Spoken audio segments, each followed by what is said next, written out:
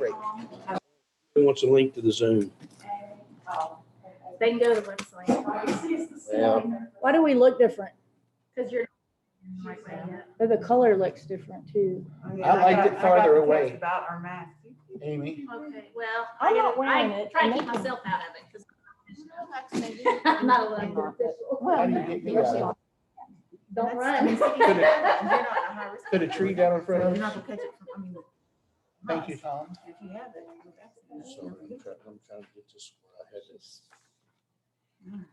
But, so I was gonna also hit y'all up for, contributions for that, like to get a gift certificate or something, or Tom, you could donate for Okay. yours or Okay. whatever. I'm gonna start letting people in. But I want to put something together, like basically like Walmart gift certificate or something anybody could spend. I think it's $20 total, maybe $10 each or something. Whatever. Can y'all afford $10 a month? Yeah. Okay, can you afford $20 this month since we have 2 people? Yeah. Okay. Sweet. Okay, Hitting this up. we are getting a raise, we're getting a raise, so No, we we're might not. as well help these people, well, whether we do or not, I don't Yeah, care. it's not coming up. I'll put it in. It's not, it's. Okay. Are we doing this up here, this part, or were you doing the workshop down at the table, or, We'll do the workshop down at the table. okay?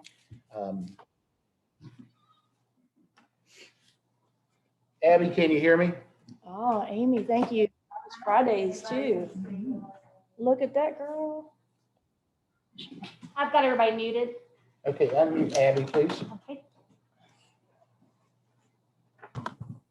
Let me Yes, I can hear you. And thank you for unmuting me, Amy. know. Okay, thanks, Abby. Yep. Okay, go ahead and mute everybody, please. I think she muted her.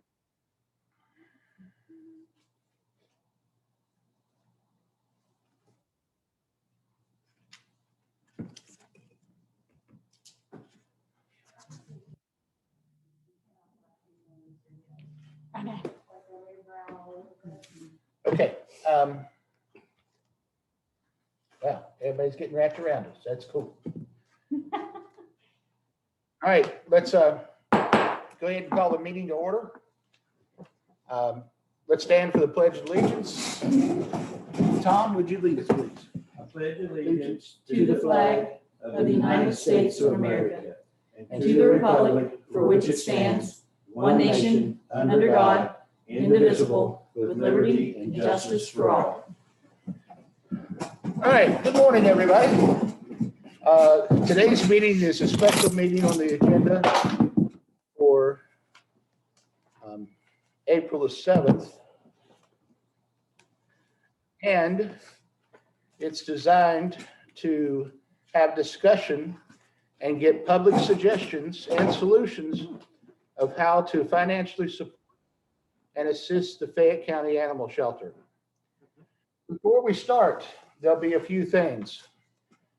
First, the commission will not answer or ask questions until the end of everyone talking. We ask that when you first speak, say your first name and what town that you're from. Second, you'll have 3 minutes to talk. At the end of 3 minutes, you will be cut off similar to what the Academy Awards do. That way everyone gets an equal chance to speak.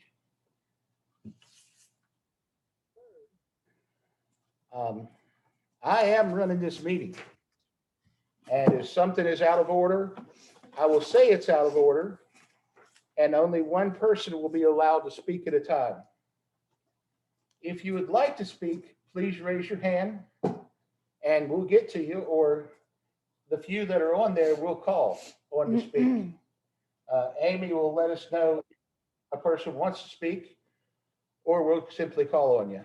If you want to, raise your little, hit the hand signal so that we know that we have who's going to want to speak. There's a little hand that you can hit there on Zoom.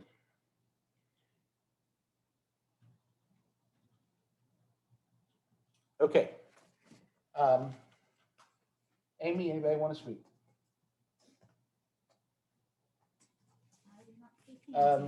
Kathy has raised her hand. Okay.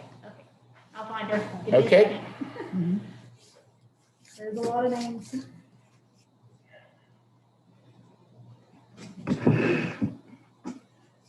I'll get my timer out.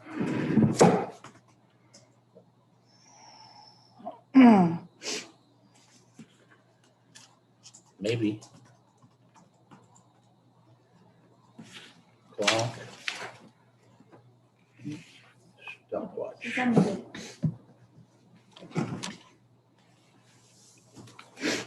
Okay, you have Kathy on mute? Yes. Okay, Kathy, go ahead. Well, John, I was going to wait until some other folks spoke up. So I'm going to reserve any ideas, any questions for you all till a little bit later to allow others to speak. All right, who's first up there on the line? Matt Winder. Matt, are you prepared to speak? Hang on. John, thank you. Like Kathy, I was going to wait to see how the context of the meeting went, what ideas might be presented from within the commission itself.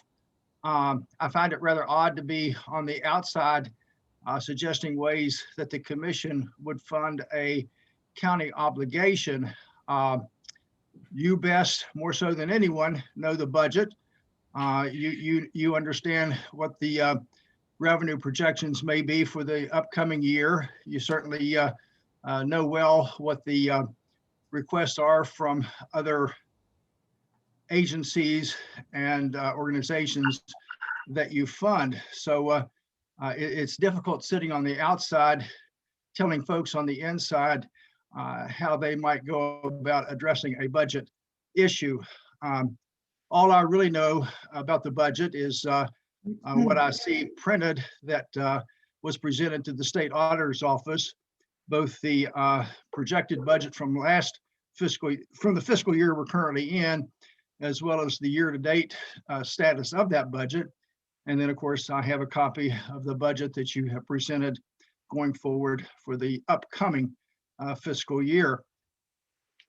What jumps out at me is the fact that the projected revenues for the current fiscal year are running 900,000 over what you had projected this time last year. And the majority of those funds, I believe, again, I haven't been a part of this budget process for 3 years now, but I believe the majority of those funds reside in the carryover balance that you're projecting to start the upcoming year with. So I know that from years that I was on the commission for 18 years, that I was a integral part of this budget process, that those excess funds ended up under the county commission line item. Did we lose Matt? And we just simply called them contingencies to have to be spent if needed. Matt, I'll Pardon? answer that for you. That's the relief, not the American Relief Plan, but the COVID relief money that we received, and right now it's on hold. We can't do anything with that until we get some answers about some other things that wasn't too favorable that the county did.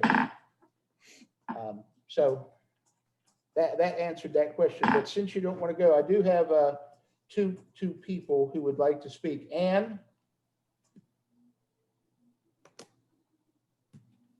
Ann? It was my understanding that the upcoming money from the COVID relief fund for the current year, that the regulations that you're under for that have not yet been fully released. And I also understand that you haven't yet received the monies that will be forthcoming to the county. And I do understand that those will be highly restricted to specific projects. Yes, and we'll leave it right there at that for right now, Matt. Ann, you indicated you'd like to speak. Yes, and thank you, commissioners. This is Ann Cavalier, Mayor, City of Smithers. I think one of our future opportunities is to rebrand and remake all of the county. Ann, are you still there? I'm still there. Can you not hear me? Ann needs to be up that tree with one leg out. It might be ours. I was trying to turn her up. I see. Hold on a second, Ann, we're trying to find you.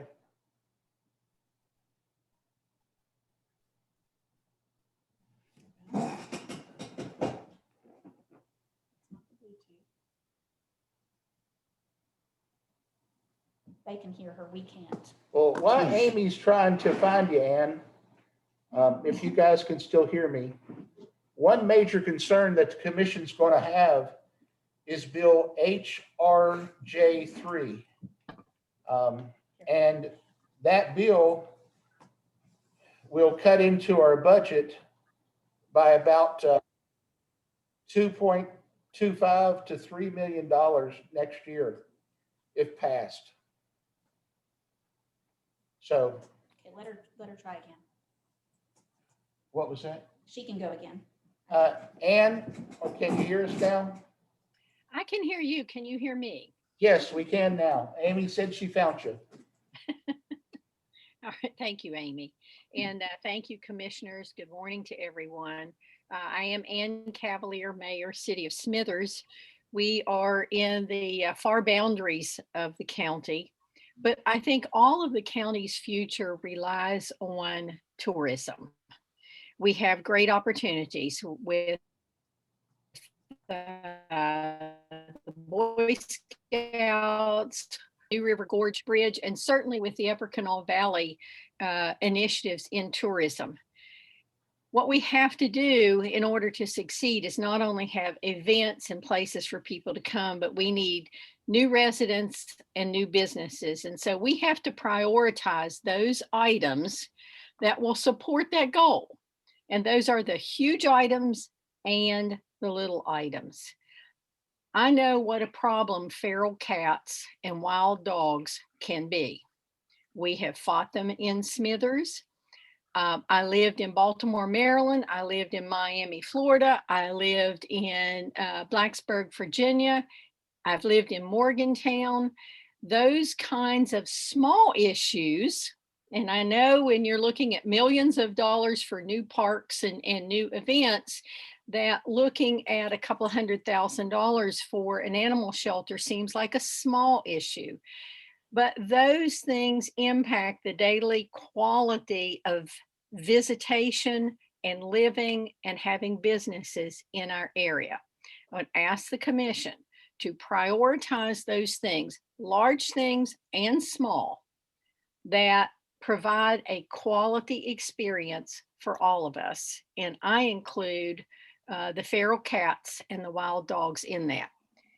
If you want to know, I have 8 cats that I have taken in over time. They're all spayed, they're all neutered, they're all taken care of. But I cannot be the Fayette County, this section of Fayette County's animal shelter. We all need their help and they do an excellent job. So I would ask the commission to please prioritize the work of the animal shelter with funding. I understand budgets. I've had 200 million and I've had 500,000, and I know it's hard. You know, you sort of feel like King Solomon at times, and I do appreciate that. But I'm asking from a city who's trying to help you support tourism in this county to give us that assistance. Thank you, commissioners. Thank you. Thank you, Ann. Okay, I'm probably going to mess this one up, so I'm just going to spell it.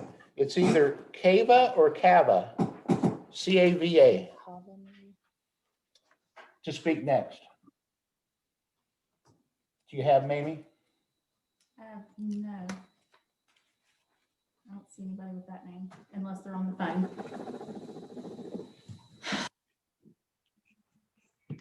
Mamie's looking. How did you find? How did you get them? You gave them to me.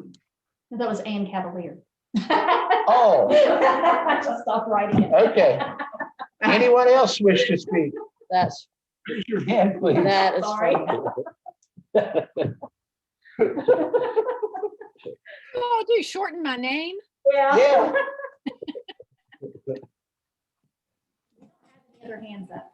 If she would just said Dr. Mayor, I knew who it was.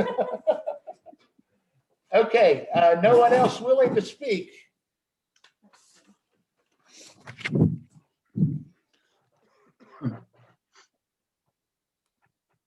Okay, Rebecca Lindsay would like to speak. What's that? Rebecca Lindsay, I'm finding her. Okay.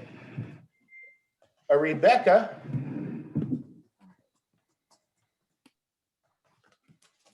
Hello, can you hear me? yes. Hi, I'm Rebecca Lindsay. I live over in Lookout.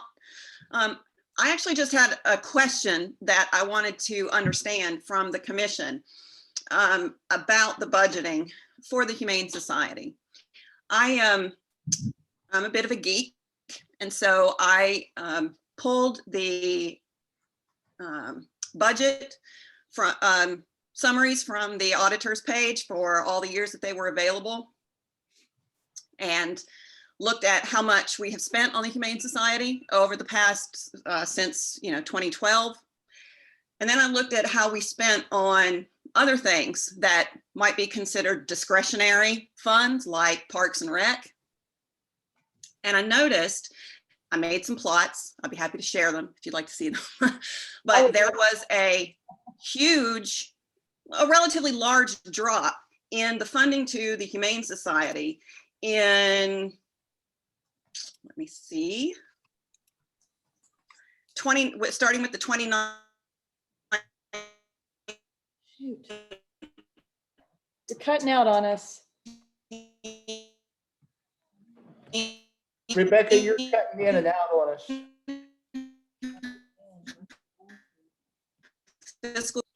I'm sorry, can you not hear me? Now we can. We can now. can now, And you and might have to go over everything. yeah, and yes. Okay. What was the last thing you heard? Starting in 2019, there was a drop. Okay, so starting in 2019, there was a significant drop in the funding to the Humane Society that was not matched by drops in other things like Parks and Rec. And so I'm wondering from the commission what it is about the Humane Society that you all thought was discretionary and capable of hitting, accepting such a big cut. Why the Humane Society is being not targeted, but asked to bear this, impact that apparently is due to loss of coal severance taxes and other things. Can I answer this, John? You can Try to. go ahead, try to. Ma'am, and Ruth can correct me if I'm wrong, but you're talking about the 2019, the 143,000 that was cut from 197,000. Hold on, let me get my chart up again. Well, what I see is that, yes, the total, and maybe I don't know how to interpret the auditor's reports correctly, but I added up the lines that were both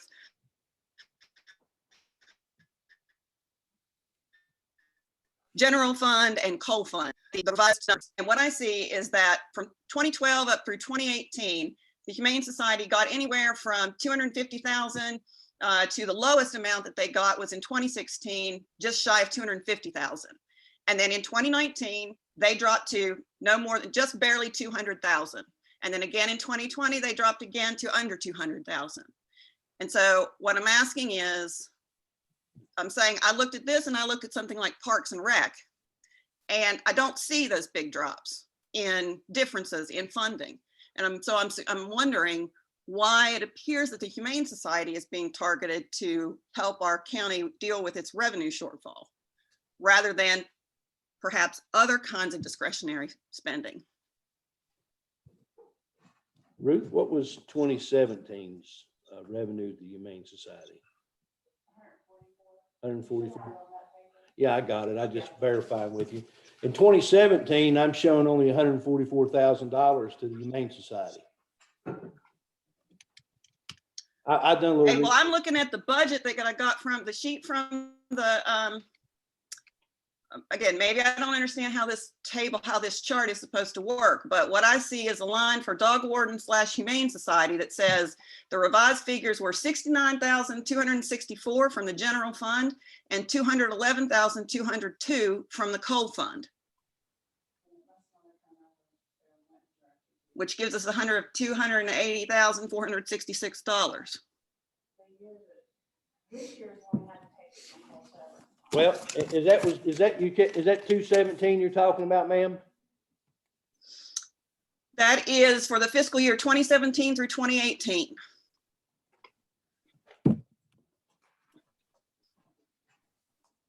It is line number. I'm showing the Humane Society only showed 233,000 in grants and contributions and public support. I'm actually looking at the Humane Societies also. I compared the Humane Societies to the county budget. Okay, well, I don't know exactly what the issue is, but I mean, I'm looking at, these are the auditor's reports. This is supposedly the official accounting of what we spent, is it not?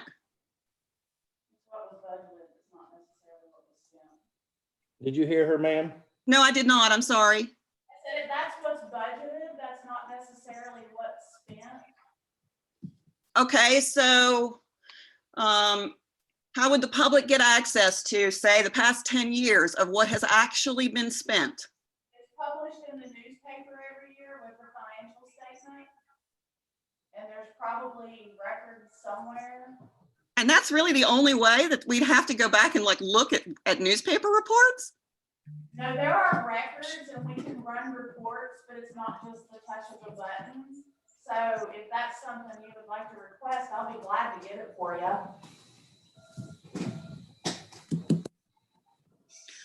Because I'm trying to understand, I mean, after coming back to live in the county after, living away for quite some time, it seems like this issue with the Humane Society funding is like a chronic source of tension and, animosity and between the commission and the Humane Society people. And I'm just trying to understand what's the source of this? Like, we don't see other people, other necessary required services that the county must provide. It doesn't seem to me that we see this animosity and angst in them seemingly having to fight for every nickel and dime that they get to run the shelter. So I'm just trying to understand, what the source of this problem is. And I think it would help if we could find out, for example, I mean, was there or was there not a significant drop in funding?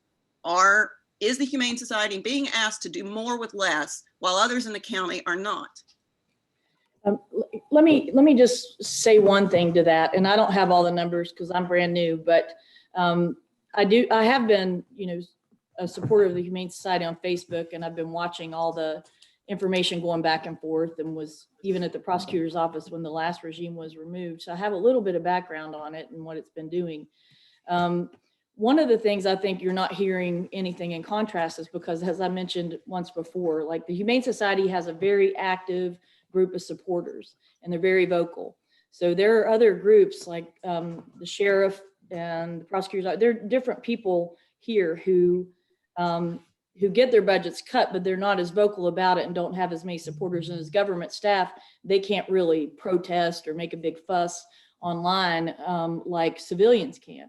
So that's one of the reasons you're not seeing, a distinction there, because everybody has been cut something in one way or another. And just one thought I had, and I'm not even sure if I'm entirely accurate, but I think the park is county owned where the animal shelter is not. Is that right? Okay, but the entity that runs the park is county employees, right? So it's a little bit different, but just for the record, we have been taking a look at the park this year because it is very expensive for what we make there. So that's something we've been trying to come up with some solutions about how it might make more money. But I'd be interested in seeing that analysis that you pulled down, because I'm still trying to educate myself on all of this. I would be happy to share it. And also, if you call the courthouse and ask for Ruth, she will share her information or the information that you requested. Okay, thanks very much. Okay, thank you. Okay, we have Rick Johnson who would like to speak. So if you can unmute Rick. I believe I'm unmuted. I've just got a couple of observations and questions. One question I'd like to ask, and everybody's going to think I'm absolutely horrible, but I tend to be a bit realistic and grew up with animals. How much money would it save if the shelter was converted back to a kill shelter? I think anytime you keep an animal for over a month and it's not adopted, it probably needs to be put down to make room for other animals. And in that vein, I've called several times to the Humane Society to ask them to pick up an animal, either a feral cat or a puppy, and they were always full. So my thought would be go ahead and go back to being a kill shelter and pick a date, a month, 2 weeks, whatever it is. And if they're not adopted in that length of time, then they probably need to be put down to make room for other animals. And if you've got a severely injured animal, rather than paying a $2,000 or $3,000 vet bill, you probably ought to put it down. You have to work within your budget, within your resources. And I don't know why, with as big a budget as animal shelter has, they can't operate. And it may, you have to think it's rather unkind to suggest putting down animals, but that's kind of the animal shelter's job, is to take in animals and dispose of them ever how they need to, so they'll have room for other animals to keep the county free of feral dogs and feral cats and stray animals. So anyway, that's more than anything what my question was and my observation, and I'll yield to anybody else. Thank you. Okay, thank you, Rick. One thing, we don't pick up feral cats any longer. So that answered that one question for you. Sheriff Ridley? No, Kathy. Kathy's next. Oh, Kathy, I'm sorry. I would just like to address Mr. Johnson's comments there briefly. First, the Humane Society, who runs and operates the Animal Control Center, we are not in charge of picking up animals. The animal control officer, who is an employee of the Sheriff's Department, that is his role to pick up dogs. He does not pick up cats. And in regards to not having enough space and just euthanizing to make space, we have not had to euthanize for over 5 years now due to lack of space. And we're very proud of that fact. It wasn't very long ago when there were hundreds of animals killed every month because of the space confinements at the shelter. And really what we're talking about here this morning is not, it's about the county budget, about the funding that the county is to provide us. What the county provides us for funding is to pay our employees. All the other expenses, our vet bills, our vaccinations, pet food, things like that, we fundraise over and above what the county provides us. So the concern of our vet bills and things like that, trying to save animals, I don't think that's really, this is, fine, use of proper time. And we're really wanting to make some headway here to see if the county can find us additional funding for our payroll for next year.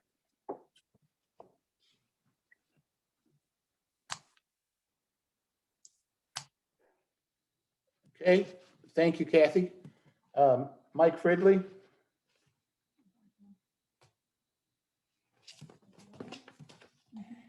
Can you hear me now? Yeah. Good morning. I know there were some questions and I've seen stuff on social media and stuff, so that's why I wanted to get on to speak. People was asking about other areas being cut within the county. Ms. Lindsay, I think you brought that up too. I'll let you know that 2 spots from the sheriff's office was cut this year due to salaries, I was told, and money coming in the county. And with the sheriff's office itself, there's 13 deputy sheriffs that are paid through general funding. The rest of it, 23 of them are paid through the law levy that the citizens pass every 5 years. Thank the Lord of that, or we wouldn't have nothing out here. Talking about vehicles, I've seen a post again. I don't believe everything on social media. I wish I knew that there was grants out there to get cruisers. I have deputy sheriffs that ride 600. They cover 660 square miles of this county, and that have 200,000 and 300,000 miles on their cruisers. We're so far behind on getting cruisers. There's no such thing of grants to be able to buy cruisers. I can't find them anywhere. I looked all last night and stuff and called other sheriffs. There is different grants through that the cities can apply for. I wanted to get all that. This is our internet connection. After 1 year, since I became sheriff, we've been working hand in hand with Kathy and Animal Shelter. You know, I just want to put it out there that it's just not them. I mean, I'm not raising Cain yet. And I told the commissioners it might be coming because I'm going to lose people. I've already lost 2 more deputy sheriffs. One went to Florida, one went to the West Virginia State Police. I have municipalities within our county that make more than my deputy sheriffs do. And then Kathy, I thought I was misinformed, and I thought it was the board or the shelter itself about cats, because if you want cats picked up, hallelujah, because I get called on them all the time. We can start picking them up and bring them down there, man. I was misinformed on that, and you and I can talk after this to get that straightened out, Kathy. But I just want to put that out there that it's not just that and Mr. Winder knows how I am about the sheriff's office. It's not just the animal shelter getting cut. I've lost 2 deputy slots, no pay raises again. And it's scary right now with what all the other counties. I did a form up, 2 of them of all 55 counties and the municipalities within our county itself, and sent that to the commission about that. So thank you for your time. Okay, thank you, Mike. Do we have anybody else that would like to speak? Can you go back to the floor? I'd like to comment real quick on something. Another thing, I just, you know, and this isn't about responsibility, because we all, I know, take full responsibility for the county's finances, but this is the newest commission there has been in many years. Commissioner Brenneman has only been in office 4 years and 3 months. Commissioner Luiso's 2 years and 3 months, and me 3 months. So while we have to draw upon the decisions of past commissions, we also have had to try to adjust and rectify some of them, because we've had a lot of money poured into projects that have not benefited the county. So we're all taking a very close look at expenditures and things. And I have to remind everybody that because we submitted the budget, doesn't mean we're done with the budget. We adjust the budget almost every meeting in one way or another. I mean, we had to get our balanced budget into the state because we had a deadline. But that doesn't mean we're not always trying to juggle and shuffle when funding comes in, or when it goes out, like it has substantially in the past few months, just for building repairs, for the memorial building, which has been flooding. We had an elevator go down. We had sewage problems. We've had the heat go out, sheriff's department, the boiler or something. I mean, it has been, you know, probably a couple $100,000 at least just to keep the building operating. So, and that's just in the past, since I've been here in the past 3 months. So these are things that we're all dealing with. So we're trying to be productive and constructive. And if anybody has ideas about revenue streams or things that we might not have thought of, that's kind of why we wanted to welcome comments. And Mr. Winder, I know you would know better than anybody how this juggling act works. And with access to the numbers we have, I'm sure you would have some great insights for us being on that board, and I welcome them.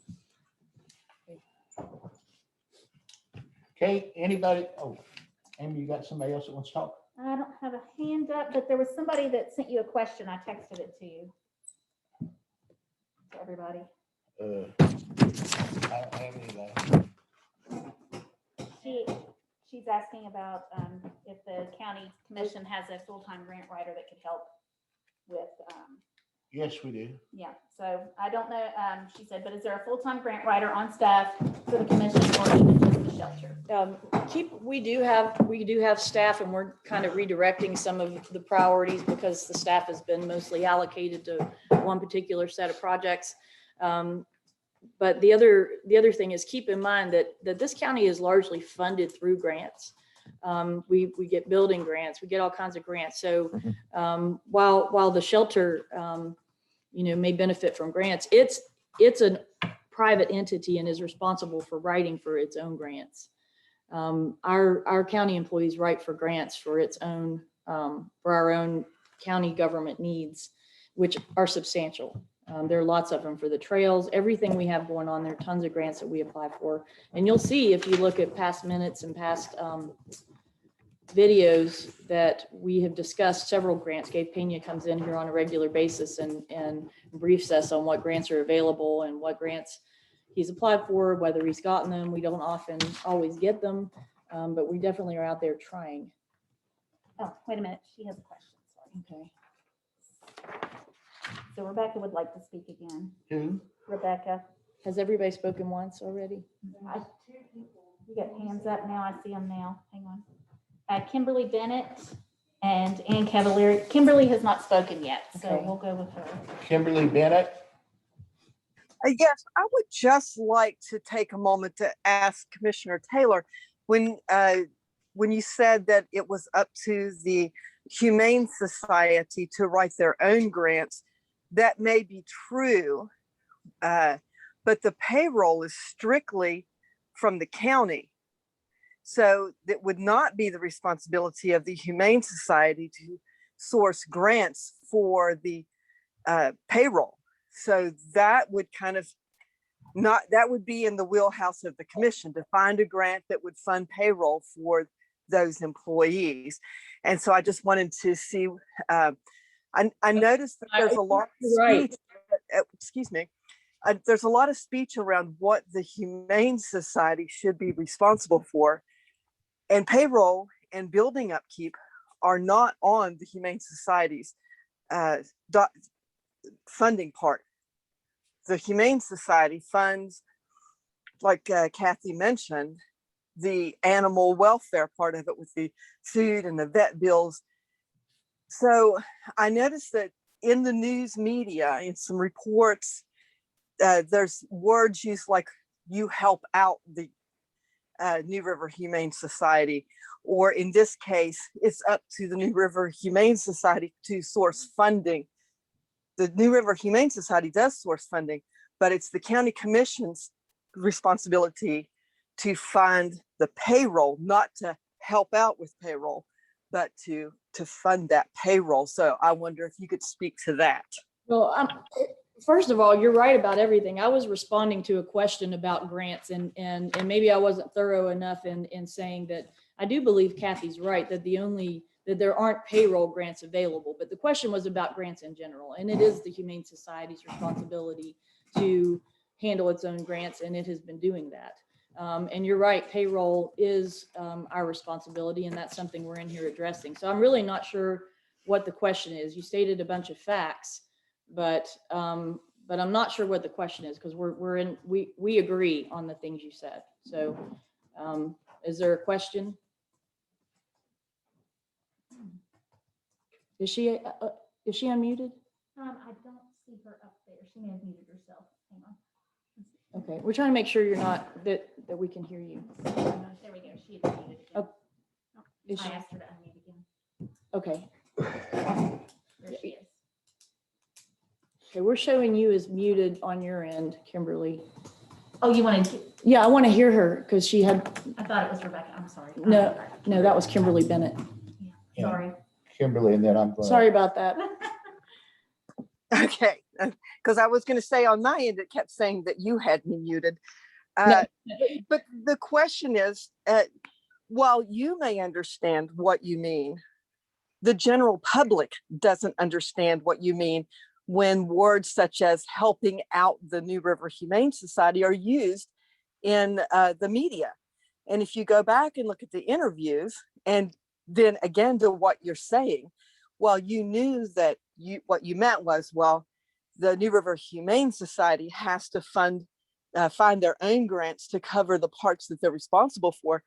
The general public only hears the words that you say or read in the media, and that the the impression that's given to the general public is that the Humane Society has a responsibility to fund all, including payroll, and that the commission only helps out. Or when you use words such as, well, they have to source their own, clarifying is really important, which you did second, but that the general public does not understand that. And so I think it's very important for the commission to make sure that in media interviews and in these types of meetings that you identify the fact that you are responsible for payroll and building upkeep, and not just say, well, the New River Humane Society can source their own grants. Yes, they can. But like I said, it needs to be identified that the commission is responsible for payroll and building upkeep. Kimberly, I want to put something in context for you, okay? Because when you run for commission, I mean, I'm used to public speaking because I'm a trial lawyer and a former federal government official. But when you're on the fly like that and you've got somebody answering questions on the media, you know, you might not be as specific as you would like to in retrospect. And the same thing like in these meetings. You know, if I understand that there's some nebulous area, then I'll address it.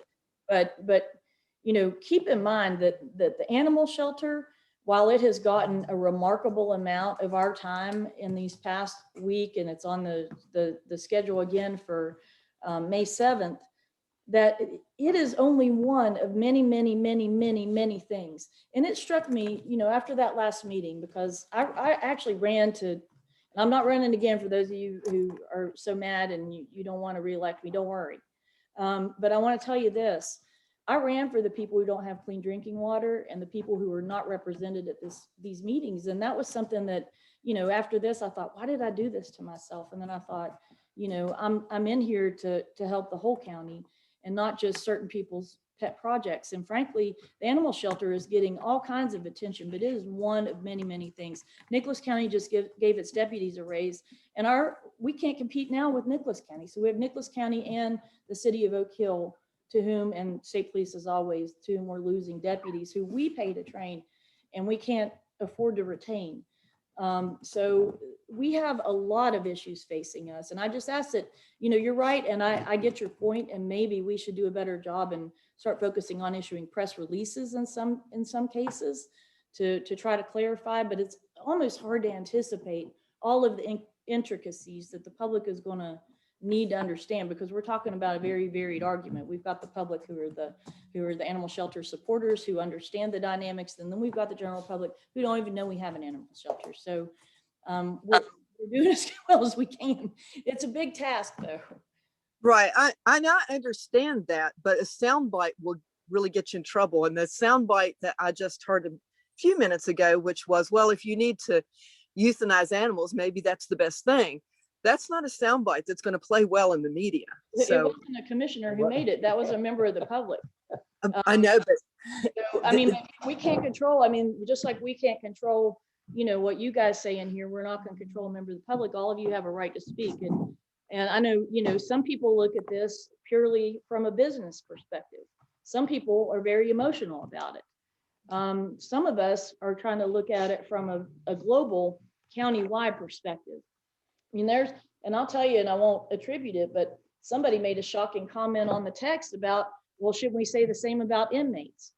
Well, we could get in a big debate about the difference between the value of human life and the value of an animal's life, and nobody's going to agree.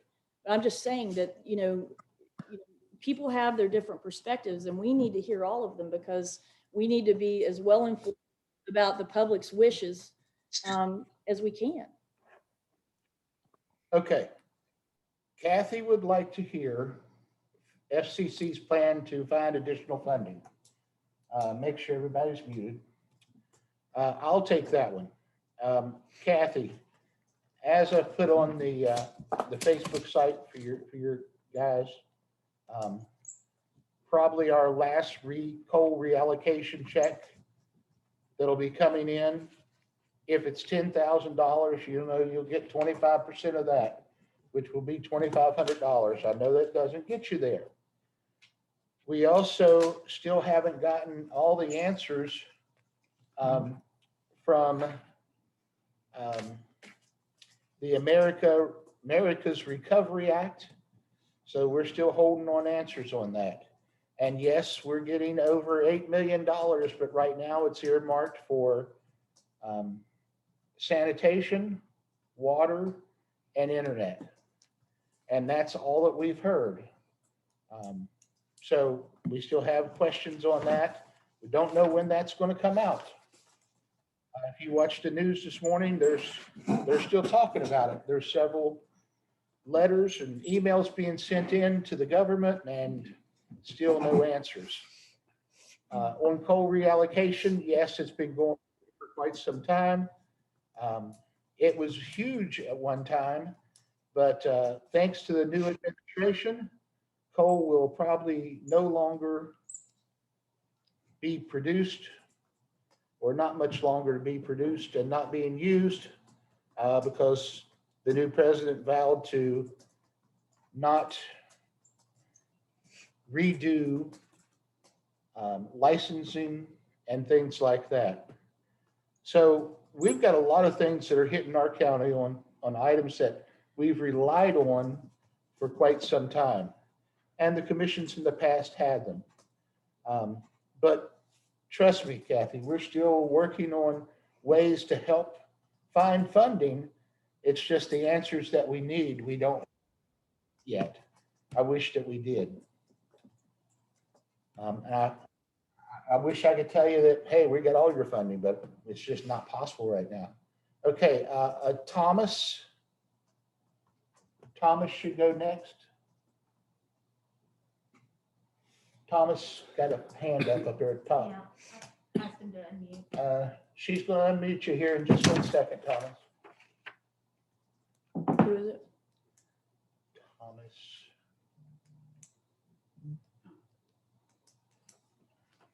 Did you There find he him? is. Thomas who? Okay, Thomas, go ahead. What's his last name? Grancer. Oh, okay. Oh, so this is Kathy's husband. Okay.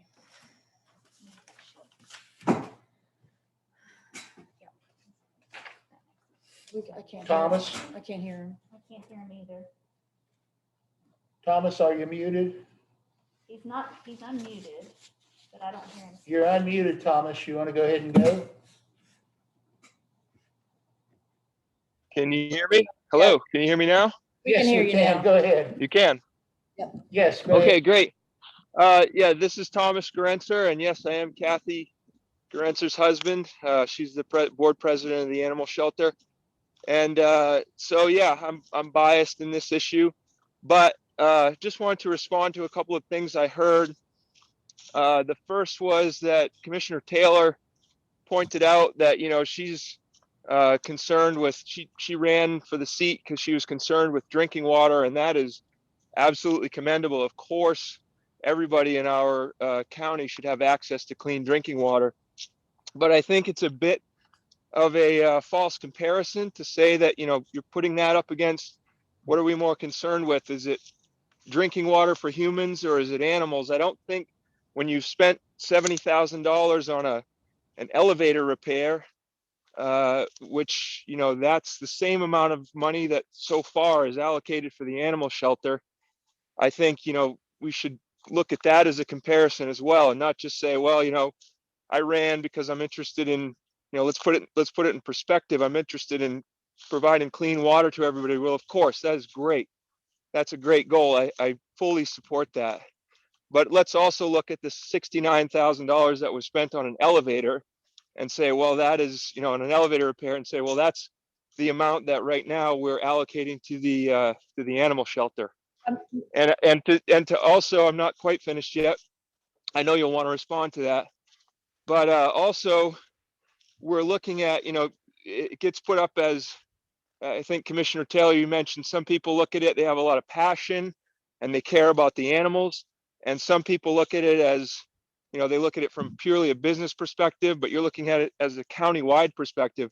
Well, county-wide, someone early on in this meeting rightly pointed out, if we want to bring more business here, and we want to bring more people here who can help support the economy, one of the first steps there is having basic services such as an animal shelter like this, And also, I heard Sheriff Fridley talk about how he lost 2 deputy slots. That is absolutely horrible. And it's horrible that we can't competitively price our salaries to attract the best law enforcement we possibly can. But compare that to the shelter, where we've not been able to attract a director because we've had to pay them less than poverty level salary for the past 4 years. We can barely afford to keep the shelter staffed because the people there are already working and living below the poverty line. And, you know, it's horrible that they're going to lose 2 deputy slots, and it's horrible that they can't pay higher rates. But the Fayette County Animal Shelter right now, the people who are working there, if you don't boost this up well above the $70,000 you've allocated them for the next fiscal year, they're not going to lose 2 slots. They're going to lose 6 out of a total of 8, which leaves them, you know, 75% cut, which leaves them unable to do their jobs at all. And that includes if you turned it back to a kill shelter, they still wouldn't be able to do their jobs. You're not going to be able to have a kill shelter run with 2 people. It's just not going to happen. And like Kathy pointed out, the money for that, all those extra humanitarian things that are happening that the one gentleman commented on, you know, why couldn't we put it back to a kill shelter? That money that they do, the vet bills and all that he was saying, well, why are we spending all this money on vet bills for an animal? We could just put it down. Correct, you could, but that money is not coming from the county. That money is coming from the countless volunteers in Fayette County who are, you know, putting forth their time to fundraise all this money to be able to afford that, be able to send these animals to good homes. The county isn't paying for that part. So they're still going to pay that much money, even if it's a kill shelter. You're not going to be able to run a kill shelter on 2 people plus some inmate help, you know, some day report people coming in, because those day report people are going to have to be supervised by shelter employees anyway. So that's what I have to say, and I'm sure you'll have you know, answers to it. No, I mean, I'm glad you made those points because I think they're important, the perspective of kill shelter versus non-kill shelter. I just don't know enough about it. But you do keep bringing up the elevator, and you did bring it up last meeting, and I think I mentioned then. I'm not sure why that's such a sticking point with you. I mean, if we could have found a better contractor, or, you know, a cheaper contract, I mean, we could have saved money on that, we would have. But as a courthouse, we're required by the Americans with Disabilities Act to maintain those elevators because we have 2nd and 3rd floor courtrooms. So those are things that we are absolutely required to do. It's like when something breaks, like the sheriff's boiler, we have to fix it then, you know, unless it's summertime, and then we wouldn't even know because we have people there who need heat. So that wasn't like a frivolous, oh, well, let's add a 2nd elevator. You know, this is something that we're required to maintain. We may be able to get reimbursement for some of the things we've had to spend on, but I doubt it. I mean, some of them we can get help from for these building grants that we can get, and we're going to try. But when something like that break, we absolutely have to fix it. So that's apples and oranges right here. But I do appreciate your comments on the implications of kill versus no kill. We've got 3 people, or maybe 4. Okay, Rebecca again. Hi, can you hear me? Sure. Thanks for giving me another opportunity to speak. I just wanted to say again, I understand Commissioner Taylor's position that, you know, seems like the animal shelter is the squeaky wheel here, and we're spending a lot of time discussing the animal shelter. And I agree. I think what everybody wants is to get to a place where the Humane Society is being fairly funded, and that they're not in this limbo all the time of whether they're going to have money to pay their employees. And, you know, Mr. Brenneman, when he was speaking to Kathy earlier, and he was talking about the portion of this coal check that was coming in that they were going to get, I know that you all say that you understand it's your responsibility, it's our county's responsibility to fund the shelter. But when Mr. Brenneman was talking about it, he again said, we're trying to figure out how to help you out. Right after having that conversation and Ms. Taylor saying, we understand, and sometimes in the heat of the moment, we say things that aren't completely clear or don't convey all the nuance. But I think that unfortunately, there does still seem to be in the back of your all's minds, at least some of it, you do seem to be thinking that you're helping the shelter and not meeting your obligations, helping our county meet its actual obligations. And I guess I just want to point out that, you know, we would be having some very different conversations if the Humane Society said, we're walking away. We do not want to, we cannot run a shelter in this situation with such uncertainty of funding, with such, you know, such bad feeling between our funders and our staff. We are going to walk away from this and the county can take over running the shelter. We would be, it seems to me like we should be bending over backwards to satisfy this group because we are getting so much free money, them raising money to buy all the food, all the vet bills, all the supplies needed for the animals at the shelter. That is a huge amount of money. And if we cannot satisfy minimally their staffing requirements, they may walk away and the county will be left to run the shelter and we'll be responsible for all of that funding, all of it. So, you know, I understand that it seems in some ways silly that we keep having this, you know, all this emphasis on the shelter, but it seems to me that it's up to the commission to figure out a way to fund them adequately and fairly so that they can stop griping at you all the time. And we can go back to having the sort of professional, respectful, appreciative relationship that we ought to have with a group of people who are giving us free money. That's all I have to say. So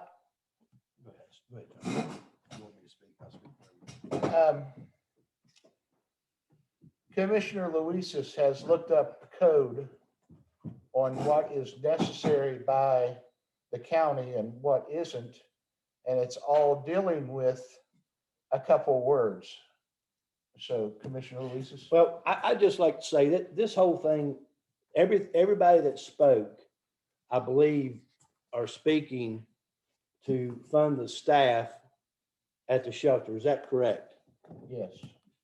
Fund the staff at the shelter. Yes. Okay. The payroll. The payroll staff at the shelter. So my idea, everybody's asking for ideas, and I know everybody's going to like this idea, but what if the county took over and hired somebody to supervise the shelter? They paid by the county, maybe 2 of them, and then we use the DRC. Because I see in 2019, he was mentioning, ma'am, 2019, the county only gave, it looked like $143,000. The shelter took in $377,000 in donations, contributions. The $377,000, subtract the $143,000 that the county commission gave, that gave an extra $233,000, just about an extra $250,000 in revenue. You know, I don't care where it come from. Maybe they just give it to the Humane Society. It was donated. You said you was getting all this money. So evidently you are getting money. And because it looks like in the audit in 2019, there was an extra $233,000 besides what the $143,000 that the commission gave. So my suggestion is y'all keep your $250,000 in donations and the county maybe supply the employees, and the county and the Humane Society work together as one unit like you're talking about, and we do the same thing you've been doing. Everybody does the same thing they've been doing. You take all your donations that you're talking about, it's a lot of money, which it is close to $250,000 in 2019. The Humane Society keeps that, and the county will fund, and I'm only one commissioner, but the county, in my opinion, can work and staff it itself between a couple employees and the rest of the DRC. Now that's my idea. Everybody was asked to do this whole thing about ideas. Well, I've had an idea for the last couple of years.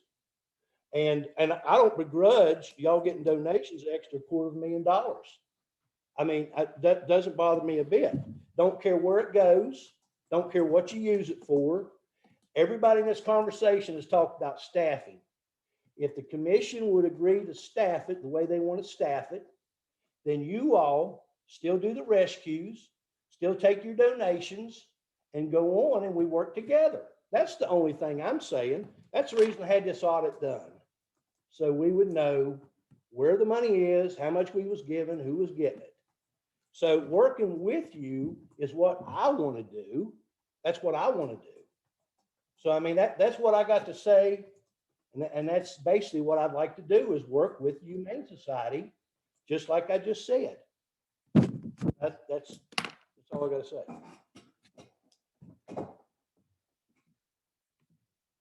Okay. Ann, can you find Ann Cavalier? She actually had to hop off. I've been sending you all messages with your comments. Okay. She had some questions, but you can go on to Matt or Kathy. Okay, Matt Winder. Let me get him unmuted. Wait there, she's going to find you.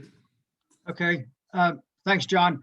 I'd like to address Tom's comment just a minute ago about the amount of money that the Humane Society has raised on its own. I'm not sure about the 270,000 that you're looking at, Tom, for the fiscal year 2019. But in fiscal year 2016, we did receive a considerable contribution from a gentleman named Bob Korn. Bob gave to the Humane Society the home that he lived in and asked that we sell it. But there were very strict stipulations on how those monies could be used. Specifically, he wanted to fund a program for a spay-neuter program. His belief being that if enough animals were spayed and neutered over the course of years, there would be less need for a shelter and fewer animals, homeless animals that had to be picked up and put in that shelter. So this was a one-time contribution. I'm not sure how that sum of money reappeared in 2019, but the actual bequest was in 2016. Now, it doesn't show under net assets released. It shows under grants, contributions, and public support. And as far as spayed and neutered, I do have a question for that. In Mr. Korn's request, does the name spayed and neutered only is for dogs or is for cats and dogs? Yeah, Tom, if you don't mind, let me ask Kathy to answer that question more correctly than I can. So let me wrap up my other comment and I'll get off of here and Kathy can give you a better answer than I might. I would like to just, if you don't mind for a minute, talk about the Day Report Center. John Brenneman was on the commission, I believe, when the commission tried this several years ago. It was, clearly we've been fighting a budget battle for many, many years. When you talk about coal severance, the best year for coal severance was all the way back in 2011. So it goes way, way back. And between the years 2011, 2015, it dropped like a rock coming off the edge of a table. So we dealt with those challenges. But one of the challenges was how to fund the shelter, how to fund how to keep up the personnel requirements of the shelter. And we did make an honest effort with the Day Report Center, but there were numerous problems. Number one, they got there in the morning way after the shelter was open. How many people we may get varied greatly from one day to the next. How many people how many of those Day Report Center folks would work with animals was always questionable. Some had legitimate concerns. Some were just plain old afraid of dogs, and we can all understand that. And so what they could do, what they were trained to do, the amount of time it took to show them each day what we would like for them to do, took an exorbitant amount of time of the paid staff. And then we had crazy stuff like they would run off into the woods. They would meet people who would bring drugs. And I mean, that's not something I want to talk about, but there were those kind of challenges as well.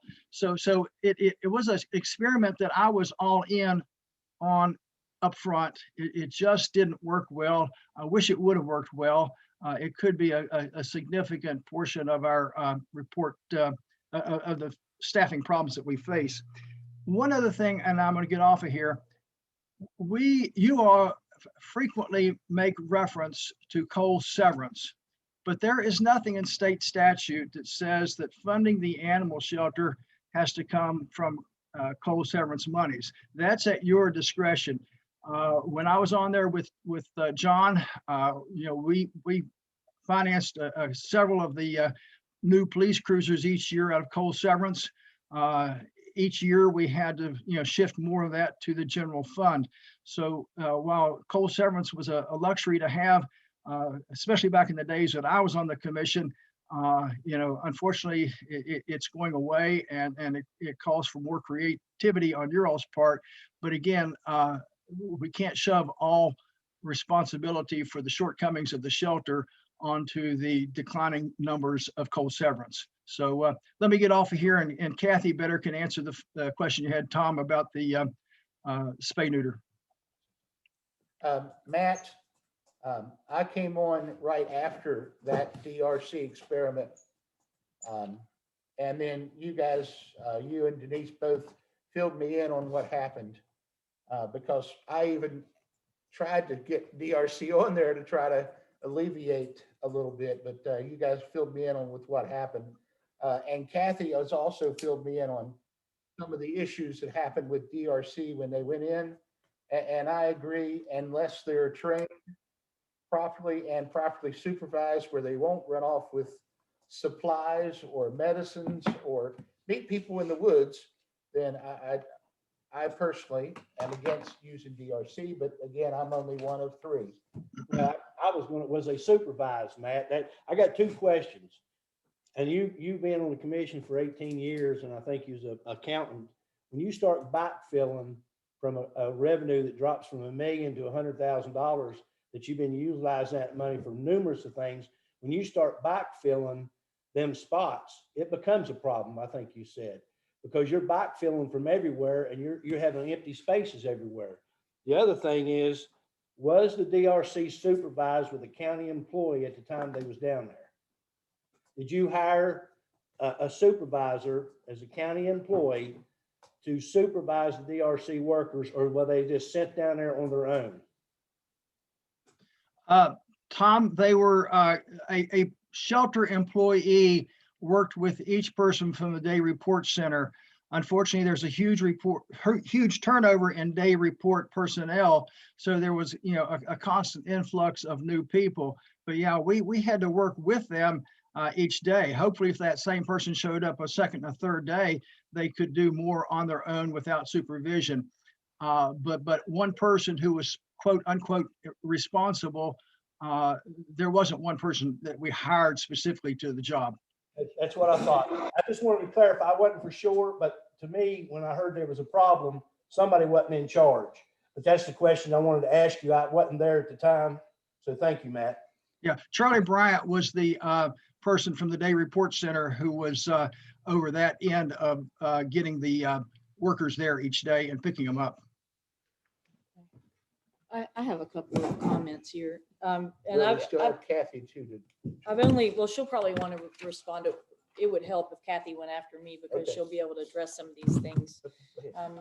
I was able to go to meet with the day report center in Nicholas County, and also spoke with the people who run the animal shelter there. I was over there for court, and I'm pretty fluent as a criminal attorney, both a former prosecutor and a defense attorney, how day report works and the type of people who are going there and what shape they're in and stuff. And for everybody's information, if they screen positive, they are put back in jail. So they do test them every day. I spoke with the director of the day report in Nicholas. He sends 2 people a day. He commits 2 people a day, and they go to the Nicholas County shelter and they clean. So while I understand there is some measure of training involved depending on who you're dealing with, and the skill set. Cleaning itself is not rocket science. You're not having to teach them about animal behavior and stuff. The people who work there are the ones who get the animals out of the way and handle the animals. So mostly what they do is clean. And when I talked to the director there, she said that they do great. She tells them what to do. They do what they're supposed to do, that it's rare that they have an issue. I mean, they really could only name like 2 times that they had an issue with somebody walking over to the park, I think. But anyway, that stood out to me because I know I represent a lot of these folks who go to day report. If they're dangerous, they're not going to be out in society, or if they're known to be dangerous anyway. If they're known to be actively using drugs, they're not going to be out in society.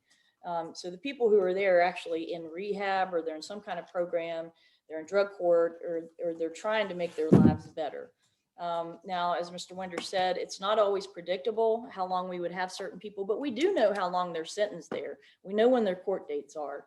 And the day report staff could work with the shelter and make sure that people who are sentenced there for, say, 90 days or who don't have a court date until next term, which will be at least 90 days, are the folks that we send. And often, at least in Nicholas County, they would send the volunteers first because they're people who love animals who are criminal defendants as well. So they were the ones, the volunteers are the ones they pick first. But the point is, there are ways to manage some of those problems. I mean, the being late, we're going to deliver them. So that's something that, or I say we haven't made a decision, but we would. That's what they do. Nicholas County delivers, takes everybody there and picks them up.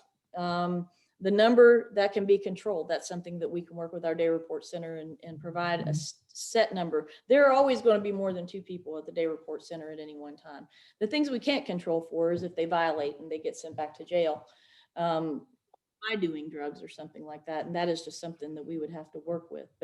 But they know who they have over here. We know who the frequent flyers are and things like that. And so we have a pretty good sense as defense attorneys and people who work with them, who's going back to jail soon and who isn't. Now they're the ones that aren't predictable, but for the most part, we know who can handle it, and no matter how badly they want to, some people just can't. So, but we know who those people are for the most part.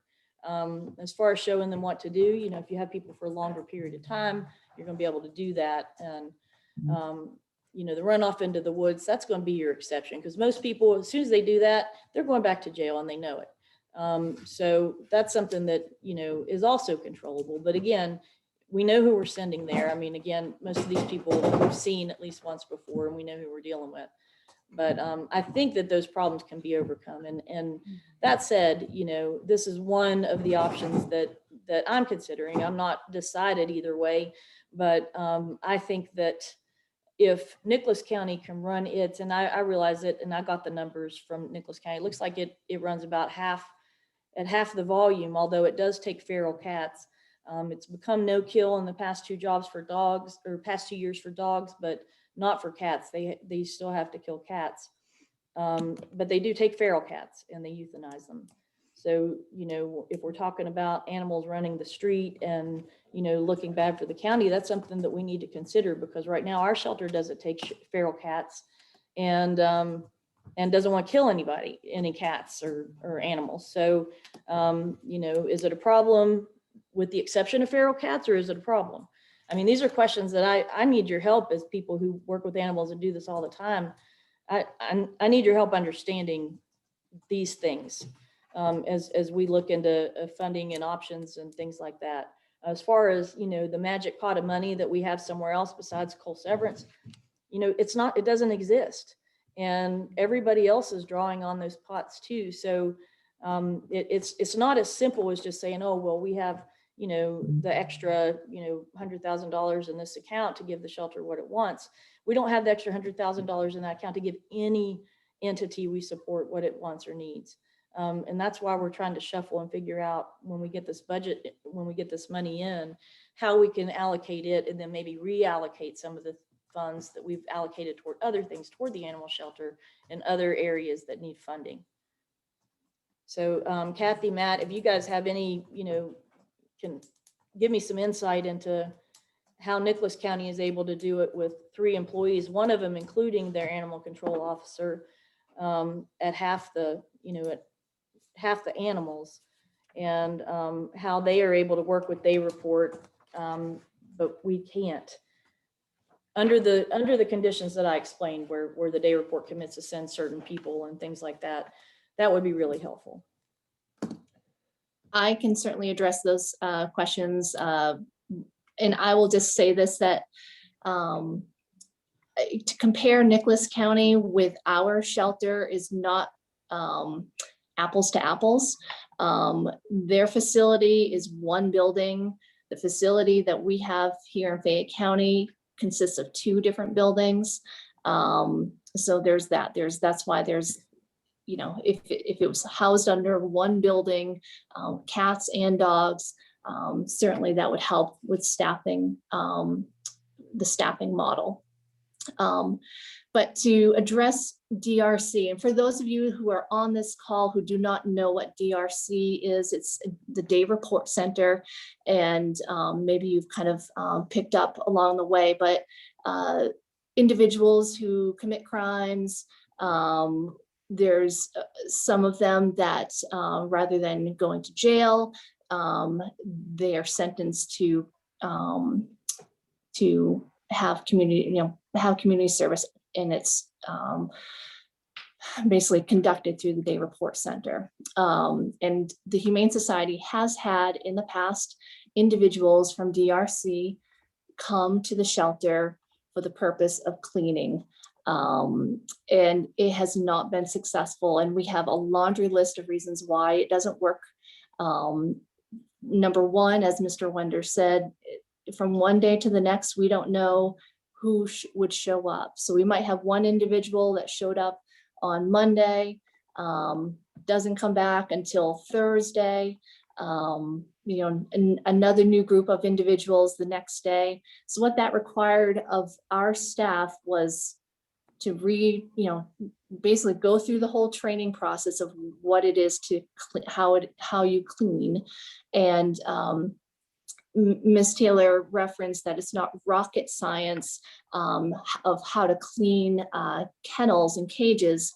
I would beg to differ because there are protocols, and there is a strict guidelines of how to do it properly. And that basically is to safeguard the animals. We take in animals that we don't know what their medical history is. We don't know if the person who had this dog or cat had vaccinated them properly. I would say the vast majority of the animals that come to us come unvaccinated. They come full of worms. Lots carry parvovirus. That type of stuff, if you don't wash your hands between touching an animal or touching a cage, things can get spread very quickly and very easily, which translate into, the health of the animals. A lot of times it increases our vet bills and our medical care. It just translates into higher costs and things that we have to provide. Stolen supplies, running into the woods, meeting somebody, taking drugs. Yeah, they may have tested past their screen in the morning, but when they're meeting cousin Vinny up in the woods with a stash of things, or they just disappear and we don't know where they are, and they're supposed to be cleaning cages. Yeah, that was a huge headache and a huge problem. Even if the county was to hire a supervisor, a county employee to come and supervise them, that still would not necessarily translate into the animals providing the same care. Our employees right now are kennel attendants. They not only clean cages and feed our animals, but they vaccinate them, they medicate them, they transfer them to the vet offices for care, to get spayed neutered. There's a lot more. They answer the phone, they interact with the public. And if these are responsibilities that Commissioner Luises feels that can be left upon individuals who are working off their community service by coming to the animal shelter to do that, I don't think that's, certainly the level of care, the quality of care would not be matched if those responsibilities were left up to day report center individuals versus the staff that we have been able to maintain and does and truly cares for animals and wants to be there for the animals. There's certainly, you know, all of them have gone without a raise for 5 years now because of this budget issue, budget issue. So I would just say that, you know, plus, you know, liability, I don't know what type of liability risk the county, you know, certainly working with animals, there is, you know, the chance of things happening with animals. And, you know, we carry liability insurance for our employees. But how would that look for the county, for these individuals interacting with animals who are scared? A lot have been abused, you know, just unpredictable animals. So that's, you know, something to consider as well. To address, I think, the Bob Corn contribution that we received back in 2016, those are donor restricted funds. As Mr. Wender pointed out, that Mr. Corn and his wife left, you know, we allowed us to sell their home here in Fayette County, and we have utilized those proceeds to help supplement our low-cost spay-neuter program that we provide to Fayette County residents to help who need assistance getting their pets spayed or neutered. You know, the idea of DRC seems good. Going back to that real quick, the idea of DRC seems good on paper, but, you know, we have tried it and it has not been successful. And I kudos to Nicholas County for it working for them. But I don't think comparing their shelter, their setup to our shelter and just the physical location of it and the, you know, the buildings itself is not a fair comparison. I would say DRC is, you know, definitely could be used probably, you know, in other areas of the county and shift those funds back to us. You know, litter control, I mean, litter is out of control right now. So, you know, the reliability of DRC to show up for that, I don't know. I don't know how many folks are in the program. You know, I'm sure it fluctuates. They have court dates. And like you said, Ms. Taylor, they go back to, you know, they can't meet their obligations and end up having to go serve their time in jail. You know, this has been brought up for the past several years about DRC. And, you know, I don't think the true consideration or true understanding, and no one has, you know, other than in this meeting and other, you know, the last meeting, you know, no one has come down to the shelter to really see what it takes for our employees day to day, what the responsibilities are for them to properly care for the animals that come to the center. And I just wanted to say, like, the only solution that I've heard or any other way so far that you all have presented is DRC. I had asked initially, what was your plan to, you know, as far as finding other funds, and I haven't heard an answer to that question. There was an explanation about the coal severance, how it's gone down, and, you know, Sheriff's Department is going without too, and this and that. But my question of what is your plan is to find additional funds, I have not heard any answers to that. I'll go ahead and answer that.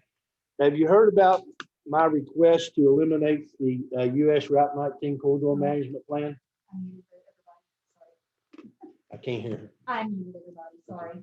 You have? She has. Okay. She was there. Now, my plan is to develop on Route 19 to bring more tax funds to the county budget, so we would have more funding for the Sheriff's Department, for the animal shelter, and a lot of other things. In my opinion, if we do away with US Route 19 corridor management plan and overlay, then we might bring in more money, more revenue from development on 19. The other thing is, I don't think you didn't answer whether it's just dogs or cats. You said animals. Maybe that was the answer. You can do calls, dogs and cats. She said yes. Unmute Kathy, please. It's not, just 1 second, Kathy. Okay, Kathy, you're able to talk now to us. Okay. We intake both dogs and cats at the facility. We do not accept feral cats or cats that will be a danger to our employees that are caring for them. Plus, I mean, just caging a feral cats are wild animals. So Russell used to pick up cats all over the place, trap them and bring them to us. And really it was, a safety concern to employees. Feral cats spread disease and would get our healthy cat population sick. So we do not accept feral cats, Okay, but folks can certainly surrender their pets, their cat, litters, whatever. Okay, I'm just making sure because it wasn't specified. I want to make sure it was specified as dogs or cats. And you know about the funding, my funding, how to get extra funds in the county is do with US Route 19 Corridor Management But Plan. that won't solve our problem starting July 1, Tom. That this US route, this Route 19 Corridor Management Plan is not going to be, it's going to be a while before, if your plan, wanting to get rid of that, I think that you need to consider what your constituents want and not just have your own plan of. About revenue, Kathy. You asked about revenue. I'm telling you how we can bring more revenue. The more assets the county has. I'm wanting to know what your plan is to get us to where we need for the next fiscal year, for the upcoming budget year. The Route 19 thing is not going to be solved before July 1. So what I'm saying is, what is your plan to find us more funding for the next fiscal year? Now, Kathy, the other thing, the DRC people, and I think Matt verified this, but I want it verified with you too. They was not supervised. They were just brought out there and left to clean the shelter without supervision from a county employee or a DRC supervisor. Is that correct? Correct, right.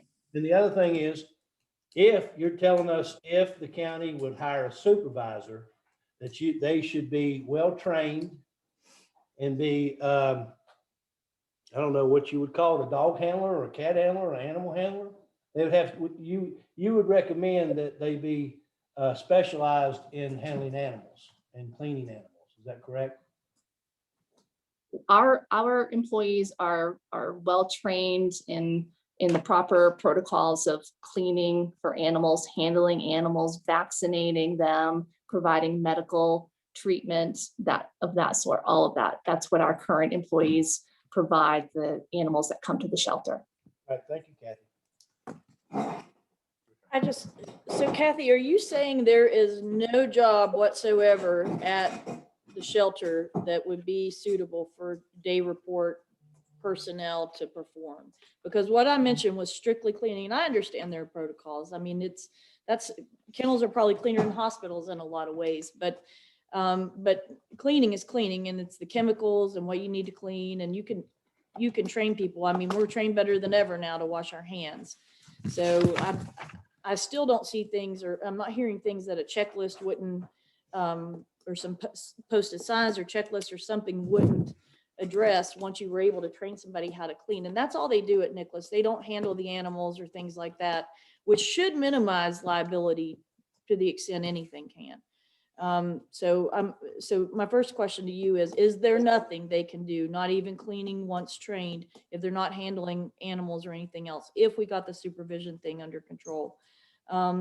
You said that we weren't coming up with ideas, but as Commissioner Luiso said, and I'm not speaking specifically to the Route 19 Corridor Management Plan, but in general terms, whether it's that or the Boy Scout camp paying hotel motel tax, or the Airbnbs that are not registered within the county paying their hotel motel tax, we have been working on identifying revenue streams. It isn't a matter of finding a number on our budget piece of paper and scratching something out and putting it for you. We're trying to bring more money into the county so we can afford all of the obligations we have. Also, I already mentioned that one of our tools that we have, and something that we intend to do and will do with lots of things, is once we do have that COVID relief money released to us, we can take a look at all the projects that we may be funding with our current budget, and we might be able to move money around. So for example, if we have infrastructure projects that we're working on with the public service district or something like that, we might be able to allocate money to that and then take that money, depending on the fund it's in, and allocate it to other things. So, I mean, we're looking for solutions and ways to do it. But, you know, I'm hearing there is absolutely no way we'll take this extra labor. There's no purpose in having it. Now, I understand if you had issues with consistency and people, you know, they weren't sending the same people to you and things like that. I believe that's something that can be addressed. I talked at length, and again, I've worked with that program for quite a long time, and it's an alternative sentencing program. Some people are actually sentenced there and they don't have court dates left. That's just it. So there are lots of people who end up going there. A lot of them have only been accused of misdemeanors, which are relatively minor crimes unless they're violent. And but the Day Report Center director in Nicholas County, who is a very good director, has had no problems. And maybe it's something he's doing on his end. And we have a new director at our Day Report Center. The other director had given me the impression, and not Charlie Bryant, but that some of the problem was with you guys and just not wanting somebody there. But that said, there are new people at our Day Report Center now who may be able to manage some of those logistical issues better for you. But I want to know if those can be managed. Can people be trained to clean? Absolutely. I mean, we at times have to hire new kennel attendants and we have to train them, but the consistency, that's the key. So we have, you know, even having a supervisor, a county, you all hiring a county supervisor for the people that come specifically to the shelter from Day Report. I mean, you can't say that for, you know, one person to the next, you know, from alternating days, that the consistency, the timeliness of the cleaning. I mean, like I said, our employees wear multiple hats. They don't just clean kennels. They clean kennels, they vaccinate, they transport animals to the vet office. They answer the phone, they interact with the public, they know the animals. So people, when they come and want to adopt or thinking about adopting, they can answer people's questions. They know the temperaments. I mean, it's not just cleaning a kennel. I understand that. I'm just talking about whether we can augment with Day Report personnel. I'm just trying to understand if there's anything, because we have people here, and I'm not looking at just the animal shelter. I'm looking at the park in Nicholas County. They maintain the courthouse lawn. There are other things that we're looking at, but I'm just trying to understand what, if anything, if you had consistency that augmentation staff could do. And I also want to know, along those lines, how long does it take to train somebody to clean?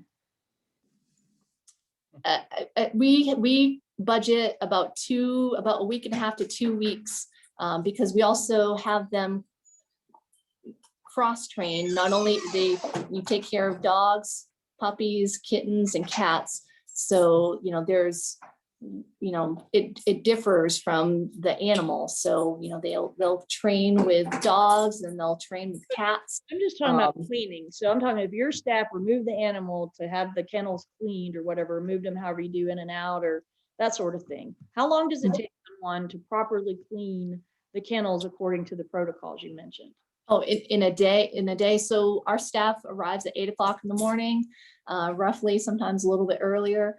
And the expectation is by 11 o'clock, when we are open for business, open for the public, that all kennels be cleaned, everything, you know, presentable. How long does it take to train somebody how to do that? Like I said, it takes, I mean, they go with them for at least a day or two, and then they're just with them for you know, we have a kind of a lead kennel tech that's, you know, whenever, if we have a new person come on board, they kind of are in charge of showing them the ropes.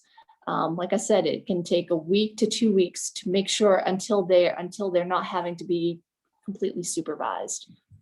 Okay, and somebody was, I need to look back and see who it was. Amy is texting us comments so we can respond to them, but somebody had some edifying information about feral cats and colonies and stuff like that, and that the best way that's more cost effective to spay and neuter and leave them in place. Whoever gave that comment, thank you, because that's something I just don't understand. But if we help with that. We have a program that helps with feral cats. Folks just need to fill out an application, provide a donation, and we'll give a voucher to one of the local veterinary offices to get those animals spay neutered. But we don't go out and get the cat, and it takes the public to kind of help with that process. But none of that foreign foundation, none of that stuff is since it's for spay and neuter, is that not money that could be allocated towards something like that? A program, for example, Russell started picking up feral cats again like he used to, and took them directly to the vet. Is that not a program that could be set up to address the feral cat issue? Possibly, but I mean, our vet offices right now are their spay neuters are by appointment only. So, I mean, Russell picking up a herd of feral cats and just dropping them off at the vet office, you know, that would not. I oversimplified it. I was just trying to ask if the funding might be available if we were able to get a program, because that's been a big issue. I know I get calls about them all the time. The sheriff does.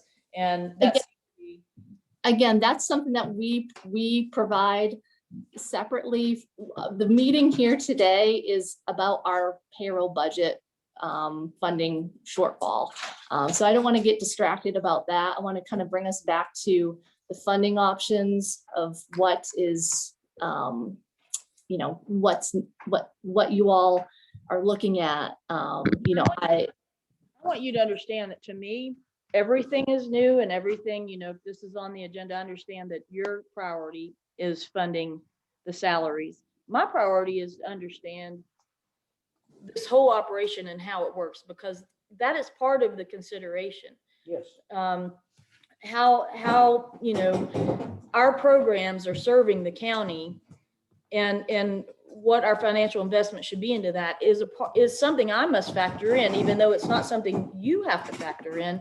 As the person who's running it, you're the advocate for the salaries, and you're doing the things you do to fund the shelter and the volunteer, you know, recruiting volunteers and all the rescue stuff you're doing. But my job is to ask these questions so I can understand countywide whether the people we're funding are providing the services that the county needs.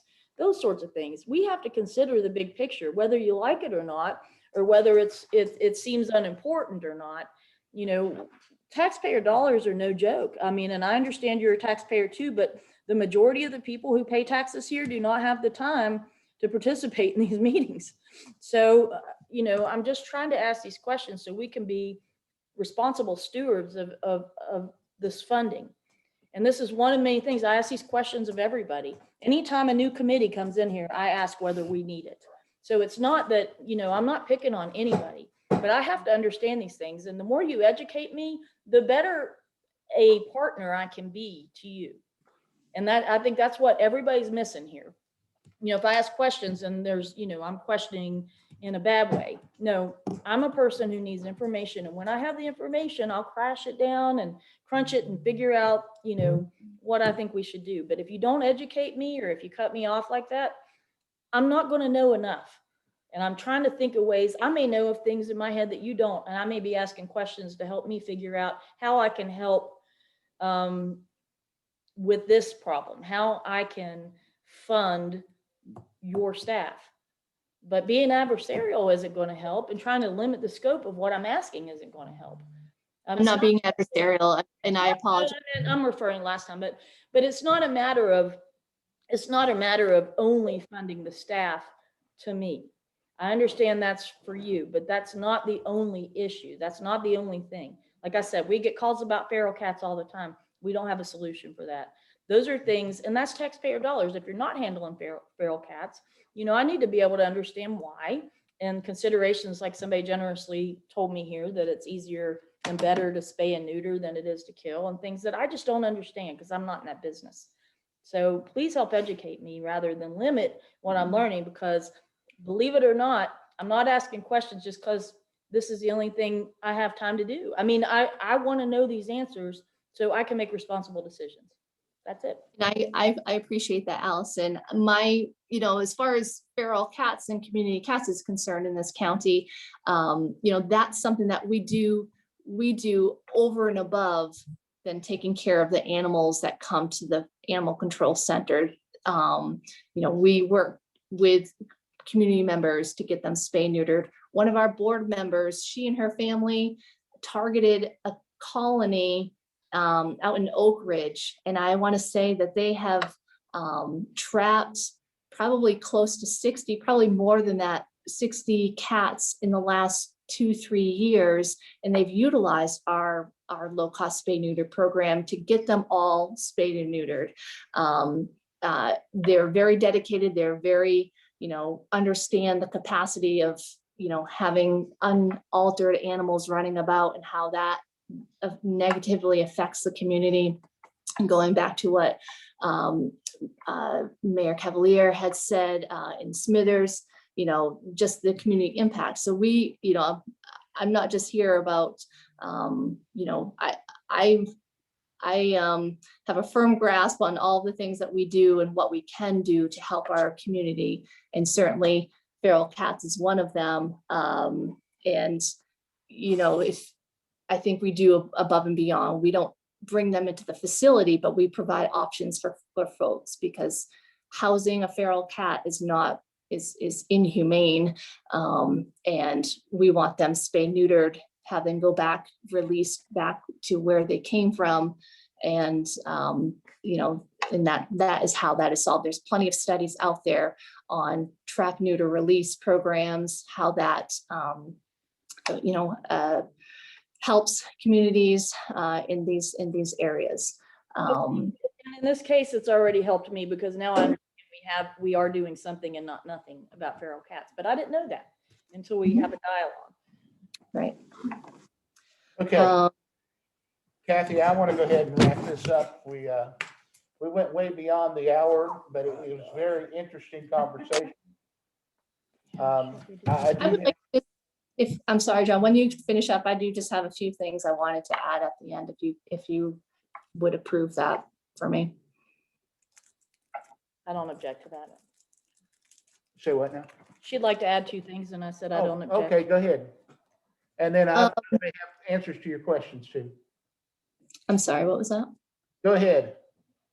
I've in preparation for this meeting, I've looked at what you all have put together for the budget for the upcoming year, and have done some research on my own as far as options for you all to find additional funding, and carryover balances, contingencies, things of that sort. The county does have a rainy day fund, and I've looked at, kind of cross-compared what you all have projected and put into the budget compared to what was put in the budget for last year, and almost there's a lot of increases to other parts of the county for funding for next fiscal year. There's very few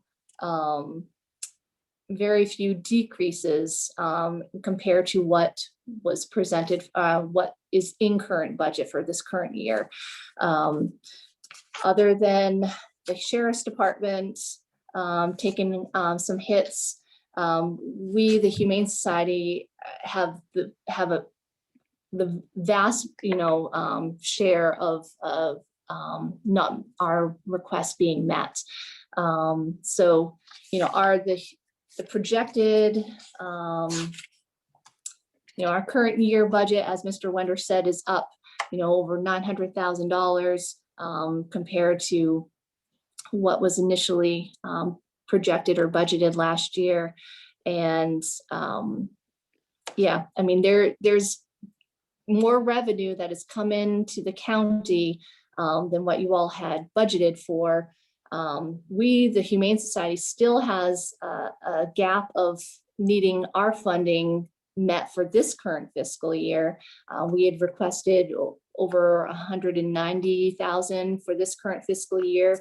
$131,000 of that is coming from coal severance, and then another $30,000 from excise tax. So that only brought us up to $161,000 for this current fiscal year. But revenues are up, and there still hasn't been any help to get us to what we had requested or what we need for this current year. I understand putting us a place marker for $70,000 for the next year, and you're going to work to try to find more funding or whatnot. But it's clear revenues are up, but there has been no effort to kind of get us to where we had requested for our budget for this year. So I just want to put that out there. Looking at contingencies, rollover balances, certainly there's money there that you all can dig into. There's line items for the county commission.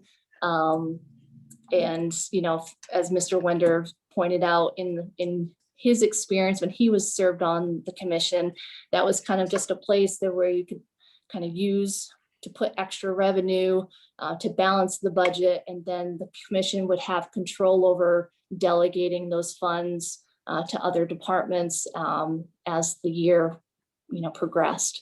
Those are areas that I'm looking at. I'm looking at the budget, and I know Mr. Brennerman, prior to the last meeting, we had a phone conversation, and you had said that you had uncovered another $70,000 from us.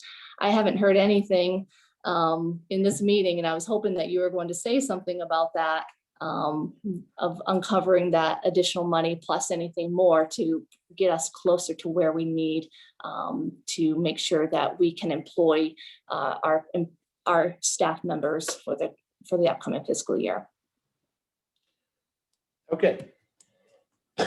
First, I want to thank everyone for participating on this call. What I want to look at, and it's just not for this organization, but we have the same thing going across the state. I want to bring something to everybody's attention. This is a really huge opportunity for everyone to participate in looking at ways that we can help the New River Animal Shelter. And unfortunately, we had a few people speak, which is usually if we have more than 1%, hey, that's good. That's a number that we like to use. But we did have quite a few people speak, but we had 4 cities represented in our county. It's like when you vote on a bill or you vote on something that's going to be voted on, the only time we hear from someone is after the vote's done. We need people who want to be proactive instead of reactive. And that's that soapbox. Kathy, I do need to know, what hours are you guys open to the public, please? Hang on. Oh, just 1 second. She has to find you and unmute you. Got her. Okay, Kathy. We are open Tuesday through Saturday. We're closed to the public on Sunday and Mondays. On Tuesday through Friday, our hours open to the public is 11 to 4. And then on Saturday is 11 to 3. And, John mentioned the municipalities, and this is something that that Tom mentioned the other day, but the county is the only government body funding any of this, while every municipality in the county benefits. And in fact, you could argue almost more than the county. So that's, sorry, mayors, but that's another avenue that we're exploring. So I'm glad he said that because it reminded me. Okay, all right. Thank you, Kathy. So you're open 24 hours to the public each week. And that's a decrease from we had to decrease our hours because of cuts from a couple of years ago. We were open, we had longer hours open to the public, but that was one of the areas in addition to cutting employee hours that we had to make. Okay. But you still have 8 staff members? 8 staff members.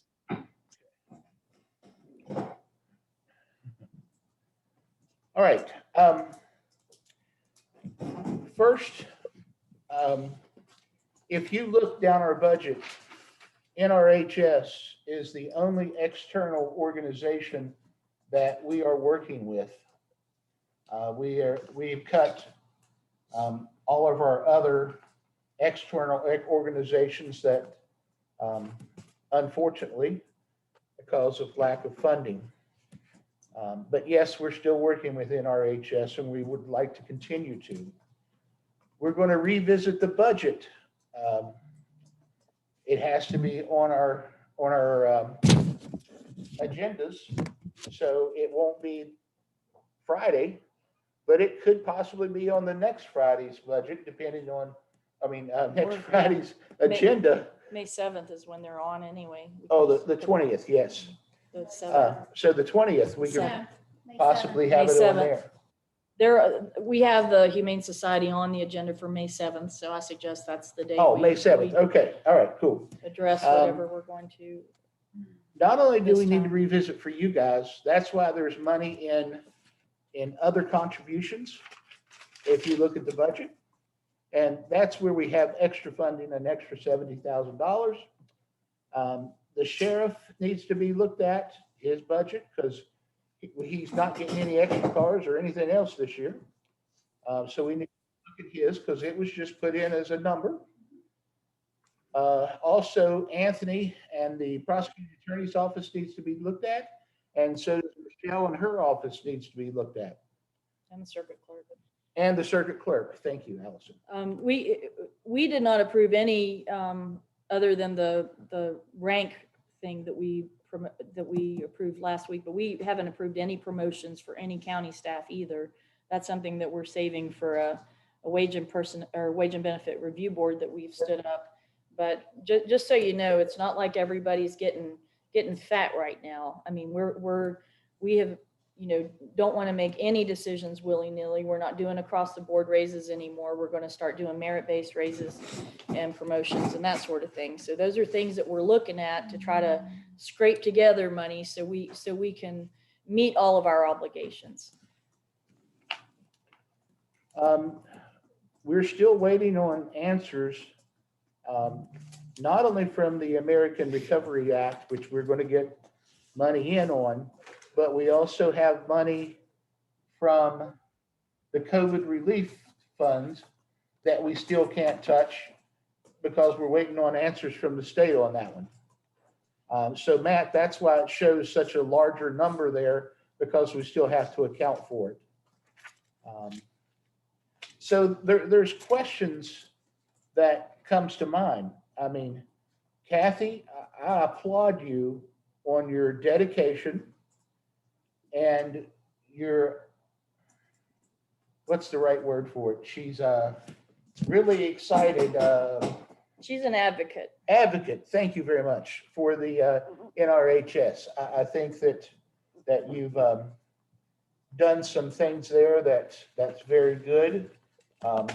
Sometimes we don't agree with having our information published, but we work in a public sector. I don't mind it being published. It's just hitting me on something I've already answered. I get contacted all the time. I think people don't understand that. Anyway, sorry. But, I still have some questions. Would it be easier on you, on your nerves? I know it would be if you could. My nerves are fine, John. Don't worry about my nerves. My nerves are cool. So Okay, well, you know, you got a family to work with too. So. I do. I mean, would it be easier on you to have somebody else run it day to day and you guys do the things that you're doing, like taking the animals to the other rescue places? That alleviates a lot of issues that we have. You know, your hours, I think they're good at 24. I don't think that you could realistically cut those any more than what they already are.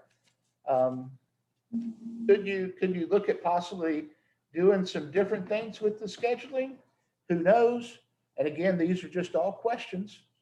And then I just, like I said earlier before, I wish we could say, poof, here it is, but we just can't do that.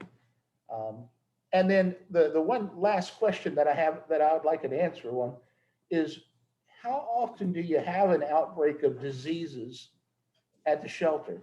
And what was the last one? It pops up here and there. Parvo, we've had a few cases in the last month. Like I said, a litter of puppies comes in and you don't know that they are shedding that virus. And it just takes, you know, even somebody visiting the shelter to adopt, to not follow the procedures and wash their hands, and then they touch one animal and then they touch another. You know, it's just, we're never going to completely avoid parvo or you know, parasites, things of that sort, but we are more aware, more you know, of what needs to be done. And so we certainly, when I first started being involved in volunteering with the shelter, we had cats, I would say, that were not only, they were dying, you know, probably, you know, on upwards to around 50 cats a month because of a virus that was being spread because of feral cats, or just the proper protocols weren't being followed. And we reached out to Virginia Tech and University of Florida. Our local vets got involved to kind of help us structure things better.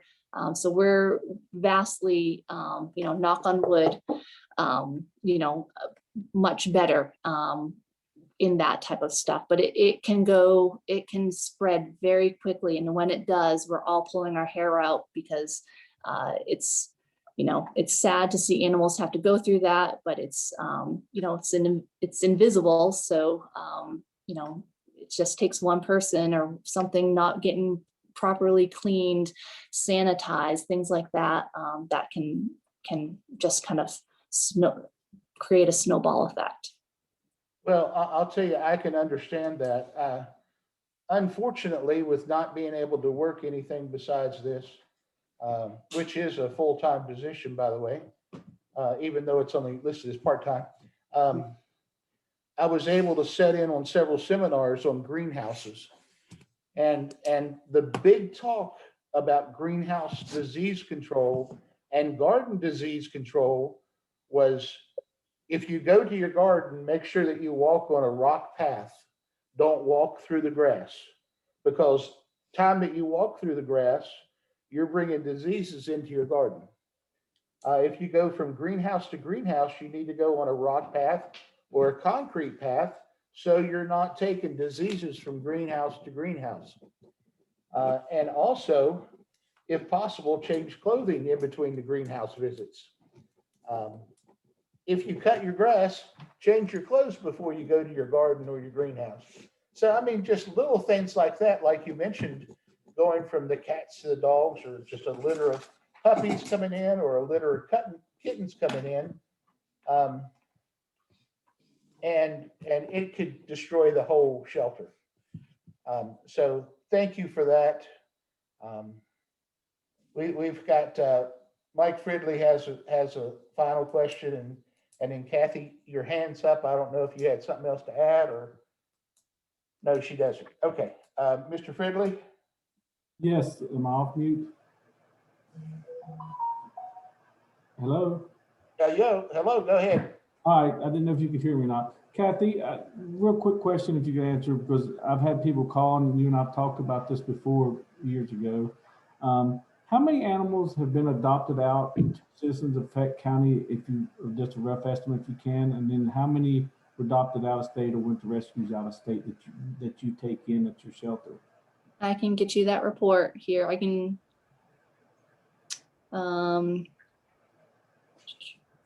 we took in over 2,000 animals last year.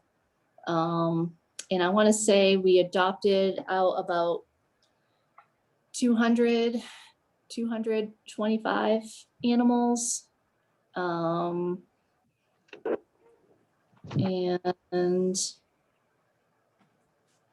let's see, animal stats.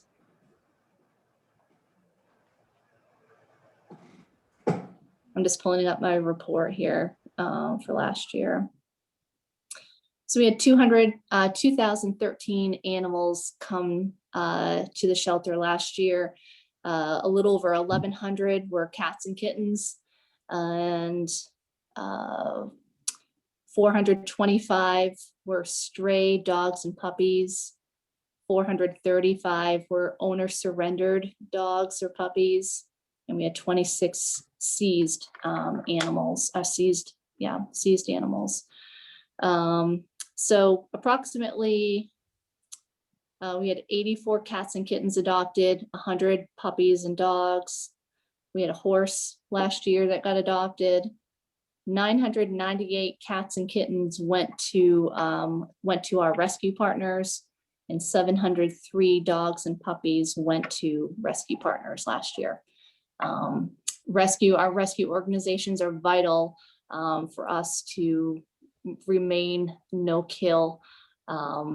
Without them, we would be euthanizing very frequently, just because the amount of demand or having local adopters come to the shelter would not come close to the amount of animals that come in and would overwhelm us. Okay, thank you. I just was wondering, you and I talked about that a while back. There were some issues and just wanted to ask that. And then do you receive monies from people that adopt within county or or the rescue? Do y'all receive any kind of funding from that? I know you and I talked about the court cases and stuff like that, make sure the funding goes different ways. Do you get that also? When we adopt locally, we have adoption fees, yes. When we send our animals to our rescue partners, we do not receive any compensation for that. These rescues are assuming the vet bills, the spay-neuter procedure, any other vetting that needs to be done prior to them being transported. They take on all those bills. So there's nothing that we charge them for per dog or cat or anything like that. That question has been brought up several times of us over the past several years whenever our budget comes into question, and we do not receive any revenue from that. Thank you, Ms. Kathy. Kathy, don't mind me asking, you mentioned the numbers last year to Mr. Fridley. How much was your vet bills if you only had to do that for 200 animals when you sent 1,800 out of the state? Well, I mean, I don't have the breakdown as far as what our low-cost spay-neuter program is, because that's completely separate from vetting the sick animals that come to us, the animal cruelty cases that come to us that we end up having to pay for rather than the county, which that in it of itself is, we have issues with. But when animals are brought to us because of abuse, neglect, abandonment, and need veterinary care, that's something that we provide those animals. But I don't know what exactly the breakdown is, but between our vaccinations, our medications, and our vetting for either sickness, spay neuter, of adopted animals, it exceeds $100,000 each year. But you just said you that when you send them out of state to the rescues, they pay for all the vet bills and spayed and neutered. So I was, They have a protocol of what they require before they're transported. They want them to be spay neutered, to have a rabies vaccination, to be usually heartworm tested, or a 4DX test if it's a canine, or a combo test if it's a feline, plus health certificate examinations prior to make sure that they're healthy enough to be transported over state lines.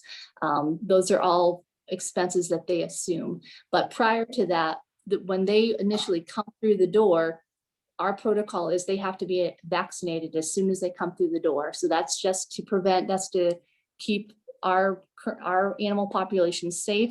So we pay for, I mean, we assume we pay for the normal core vaccines, deworming them.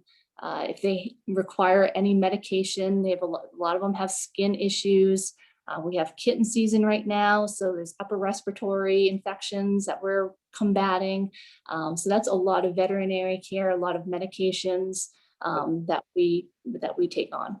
and if you just said that they pay for all them, if they're shipped out of the county to other states. I think I told Mr. Fridley. You're not listening, you're not hearing me completely, Tom.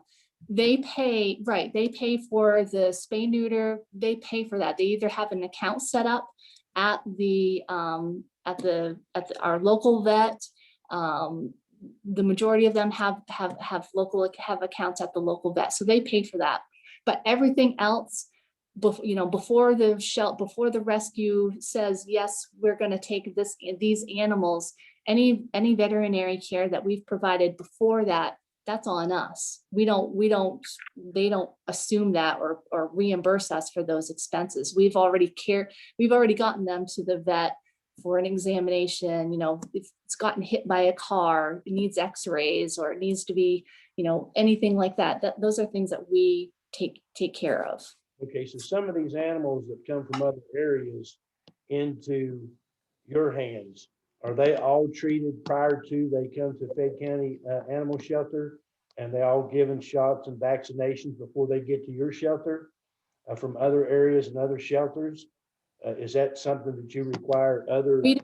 We don't, we only take animals, the animals that we intake are Fayette County animals. We do provide transportation at times with other, if we have a rescue transport that's going to Waldorf, Maryland for cats and kittens, and this rescue has, X amount of space, but we only have, a fraction of that space that they can take, then we reach out to our neighbors and say, hey, if you have cats that you need, in order for us to transport them, they need to be healthy, they need to be vaccinated, everything. We don't take on any of that.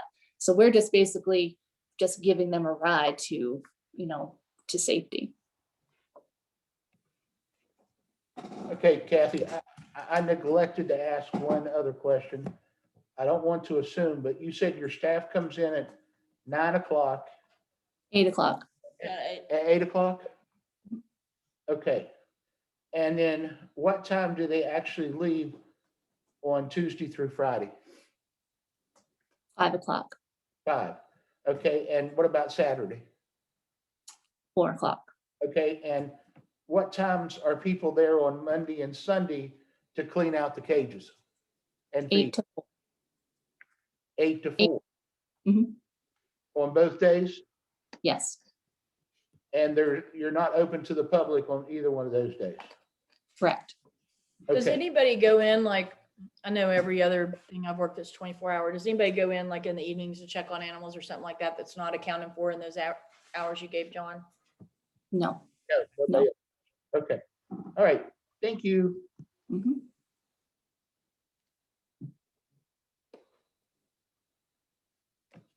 All right. I think we had a good conversation. Absolutely. Got some great information that we needed. And Allison learned a little bit more. Always trying to learn. Always trying to learn. Okay. Kathy, I'd like, again, thank you. Thanks to everyone that's been on the line. We appreciate it. someone, Rebecca is going to get in touch with Ruth.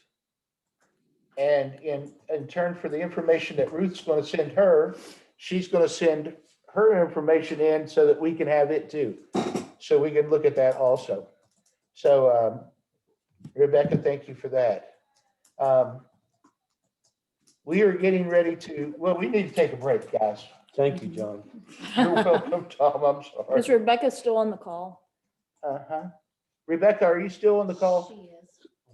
Rebecca, I'm going to have Ruth give you my, my cell phone number when you call in. And if you'll contact me, I want to follow up with you on some things and pick your brain, okay? Okay, fantastic. Thanks. Thanks. Okay, take break time.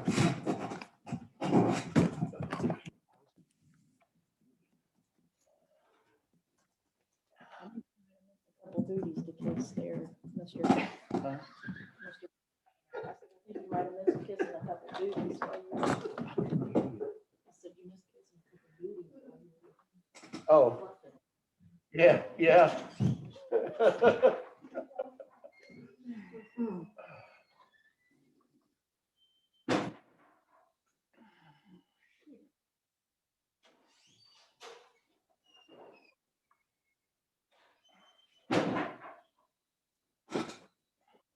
Amy, how's your new dog doing?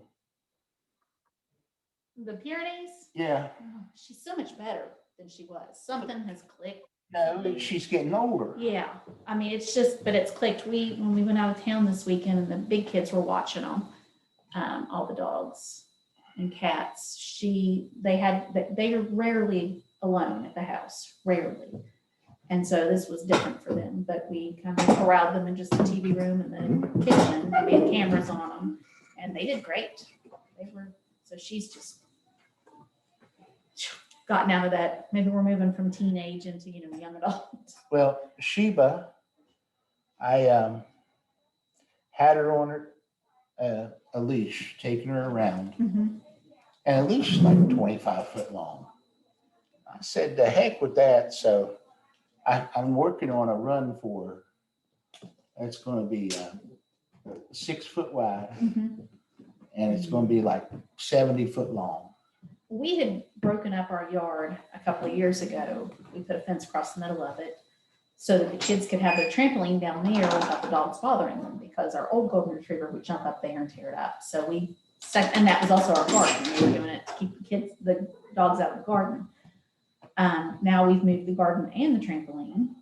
So we've made that the dog yard, and she's not barking and chasing cars as much. My yard's still destroyed up top, but we'll get it. She's doing a lot.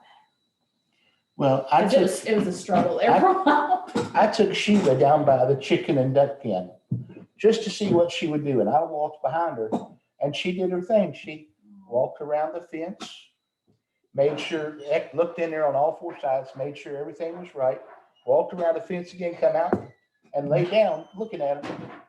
Well, now the golden pointer mix, whatever he is, he's great. You tell him to do, he just does it. And he knows his schedule. He knows in the morning, I'm going to put him in the room with Piper. He goes right up. Getting there though, faster it is. But Well, the only thing I got a breaker of is the old barn cat. Is a long-haired black cat. Man, and he is good at ratting and mountain micing. He came out of the barn, and she watched, and she jumped up, and she's never seen him before. oh yeah. So I've got a breaker of going after the cat. Well, I was looking into getting. I found a rescue that needed a smaller dog for inside, and we were on the verge of possibly getting this, and then she started being kind of aggressive to the neighbor's little dog. Forget it. She's okay with cats, but I was not gonna. Yeah, I just got to break Sheba of trying to chase the cats. Yeah, they chase the cats, but the cats chase back. So. Well, I would like to find one that would swat her on the nose just one time, and that way she knows not to mess with the cat. Yeah, they've got spicy mittens. Yeah. Okay.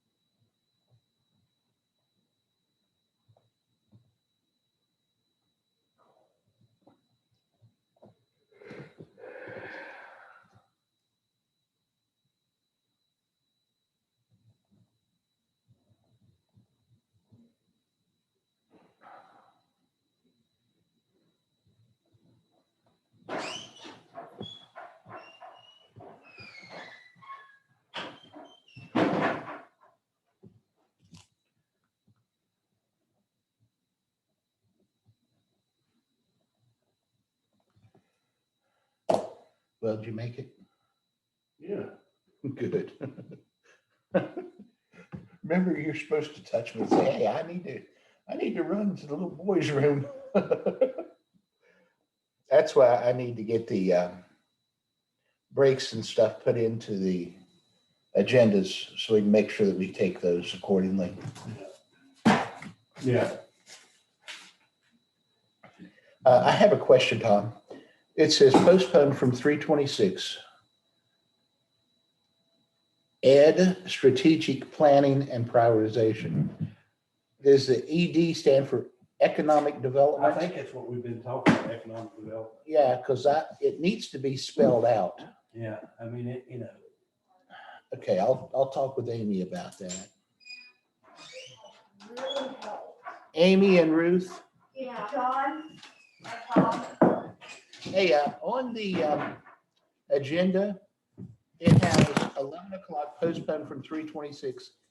ED, Oh, gosh, it's supposed to be economic development. I didn't change it. strategic planning prioritization Yeah. workshop, because education. It's Yeah, it could economic be. development. Yeah, maybe we hold off then. I mean, it was your priority. Yeah, it was our- We still have no information. They had a call, did you listen yesterday? Complete waste of time. Yep. Yes, I know. Who called? It was a NACO. NACO thing, and it was I supposed to was talk about on money. that call. It was a waste of time. Yes, I was on that call. It's quite Well, I frustrating. mean, you guys are gonna talk to the municipalities on Friday. I've gotten a handful of Well, maybe RSVPs. just talk to them on Friday then. I mean, it I doesn't mean, if matter we still to don't me. know what we're gonna I do. want to show you the email I got. This is only one of them. Thank you. That's only one. I got a couple more, but this is the most over. We do have an agenda item that needs to be addressed. I'll be out there for you. I want to show that to Allison and you. So y'all think y'all got it bad? I don't delete them out. I got all kinds of stuff. I just let them go. Is that water request in the packet? Remember the one with that? I mean, Wait what a can you minute, do? So there are the work camps that we were gonna discuss. We put these to discuss at the 11 o'clock. I know, but there was a Meadow Bridge one too. Amy, just for clarity, Mm-hmm. let's I know, because it is bad. make sure that we spell everything out. Because, that could be I know bad. anything.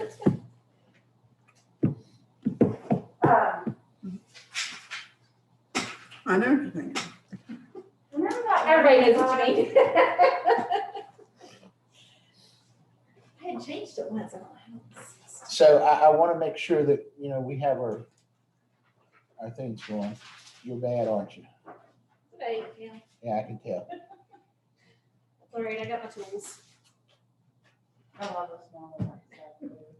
Do you, did you get the doctor gave me some new pills for mine, and I'm going to see mine on the 21st. it's flat as can be. But man, you take one and before you know, your migraine's gone. Well, there's one, there's a nasal spray that's not new too, that I was gonna ask her about. I go on the 21st, so. If my hand hurts, you'd think that that would take care of it, where I hit my hand in and it hurt anymore. Yeah, it's also not hurting.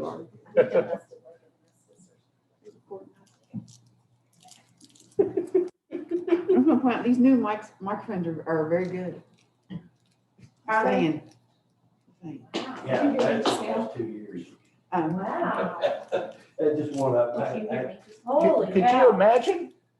No, somebody called me that, there would be something, them's fighting words right there. I mean, not that I would fight with anybody, but at the same time, that's like really terrible. Well, when Tom comes up, we'll talk about it again. Well, Ruth, don't you have a couple things we have to do I have for you? one thing that we need to take care of. Okay, well, on the agenda, it says postponed from 3/26/21. ED, strategic planning and prioritization workshop with the Commission Employees and FCC. Because ED could be a variety of things. It's not put out as economic development. So like whenever we talk about anything that has an acronym, you want it completely spelled out Yes. for everything? I think Yes. that's a good idea. It has to be on the agenda. Plus, we're going to talk about the breaks that need to be put in there legally. And then we need to talk about the verbiage that we need to use for the people who will be making comments from this point on. So since we're dealing with a different animal, with Zoom, if they were here talking to us, properly in normal times, I mean, this is definitely an abnormal time, we could have them, restrained from talking or have them escorted out. Here, unless we set the rules on Zoom, then, there's really nothing that we can do other than ask them to try to maintain themselves. So there'll be a new set of rules that we're talking about that'll go into place that I mentioned a little bit today, but we'll have that one sheet specifically that'll be put for everyone. And then we need to, currently, the way that our meetings are set up, we have public comments after each and during each agenda item. Do we want to continue that as a commission and actually list a place for comments from our people in the county? Or do we want to add a comment section? The only issue with comment section is with reading through all of the proper management books for running meetings. Everyone agrees that they need to register 15 minutes before a meeting starts in order to speak. If it's something that's not related to an agenda item, so that they'll have a place to publicly say what's on their mind. If it's not related to an agenda item, That's not related to an agenda item. I'd rather Anthony weigh in on that because for one thing, I don't think, so if it's just comments, kind of like at the planning commission meeting, we'll probably, if we were just listening, that'd be one thing. But if we start to interact on a matter of public interest that's not on the agenda, I would fear that we would be running afoul of the rules. That's something I would like his opinion on.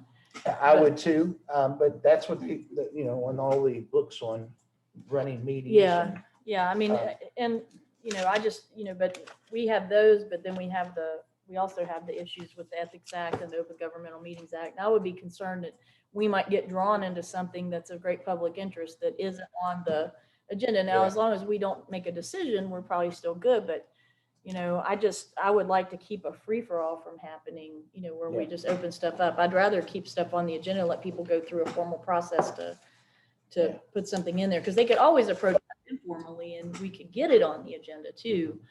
But what was the other question you had was whether we should have a comment section after every agenda item, or? I mean, that's what we have currently.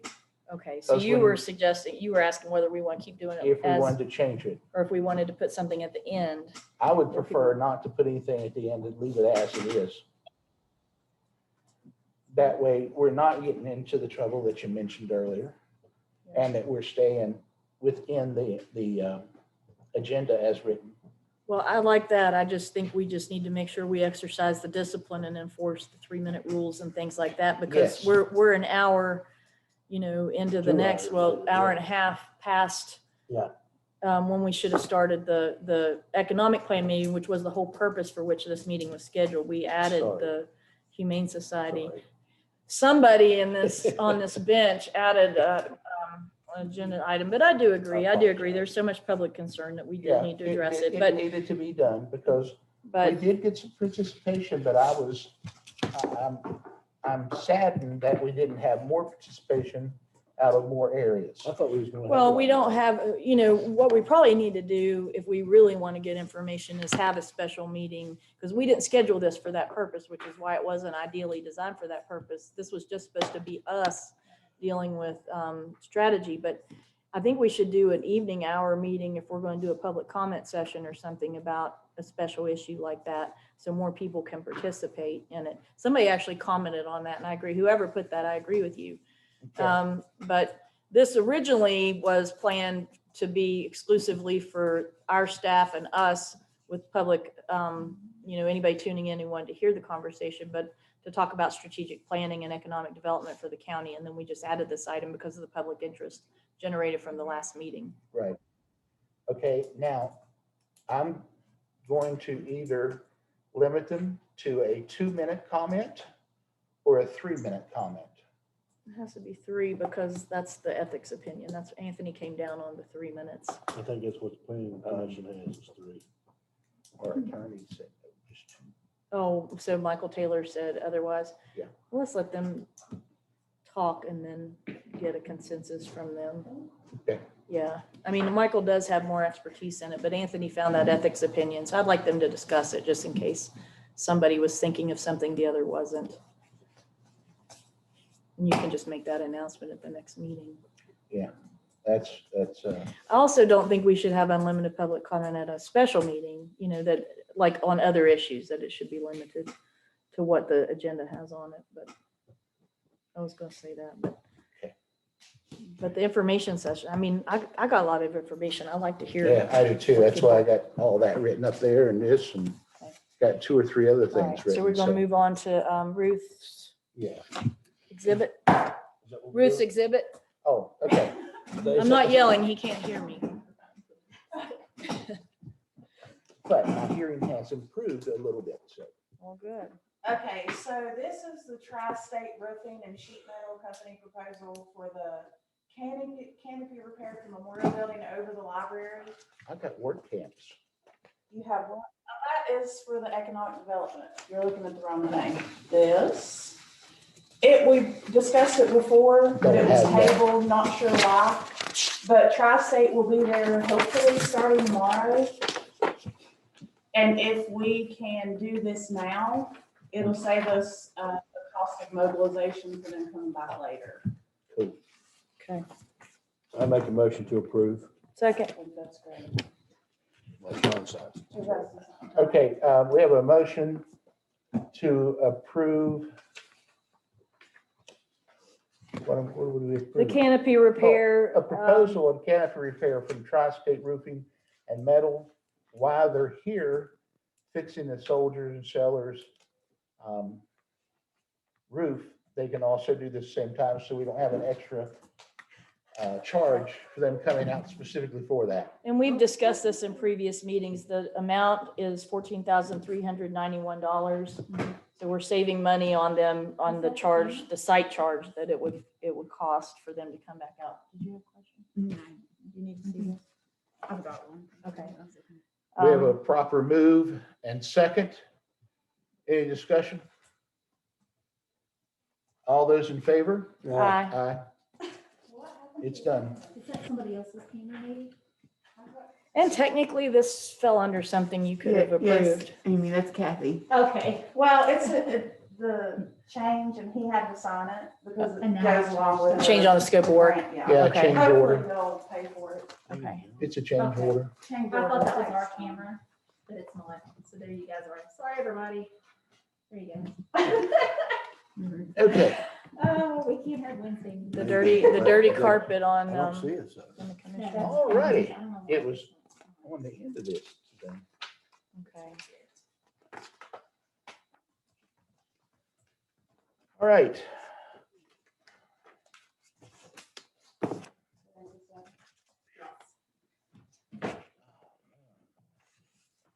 Back on. Okay. Miss Ruth, do you have anything else? That is it.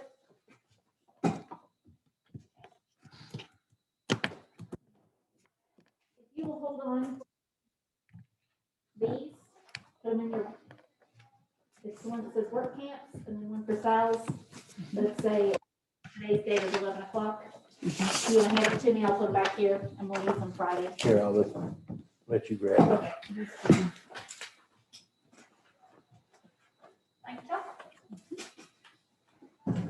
So those little cubby holes back there are for us to use for stuff? Oh, For this kind of thing right here. Thank you. Oh, my goodness. Allison, you need pictures? Hmm? Your work camp and it's from today's packet. What about it? I'll put it back here because we're gonna use it Friday. Oh, okay. I can stick it in my Friday packet. Okay. Yeah. Just did it. See. hey, remember we need to set up an account for that American Recovery Act money? That's on Friday. Okay, thank you. See, they're gonna try to come this week, you say, and work on the roof? They're supposed to be here tomorrow, weather permitting. However, I think tomorrow, Friday, it's supposed to be rain. Yes, it is. So Great. Johnny and his crew will probably work the other 4 hours again. Yeah, for the next 3 days Yes. or 4. I hope they change it. They start putting them that Friday Friday and and Saturday. Saturday. So they might have to work Saturday. Okay, so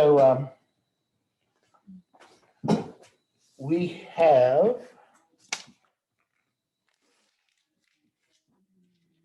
we Okay. have some things happening on the PSD front that I need to bring to everyone's attention. So Amy, I need that on an agenda. Is it informational or we have to make a decision? It's informational for now. Okay, can you not just tell us then? No, because it involves multiple PSDs and I gotta wait and do it all in order.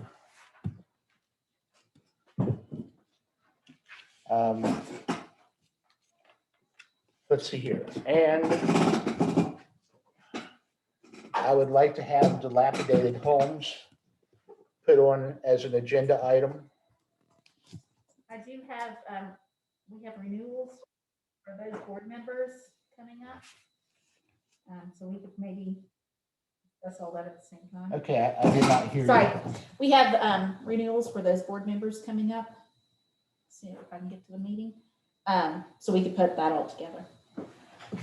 Oh, and as far as the building commission, I talked to Kevin Biggs and his secretary has been out for 2 weeks and she's still going to be out another week because her entire family has COVID.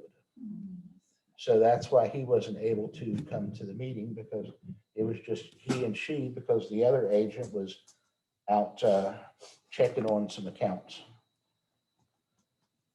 that she had promised and already turned down, changed the date on once. So that beautification or that dilapidated buildings is on April 20th. And you need a spot to discuss PSD. Yes.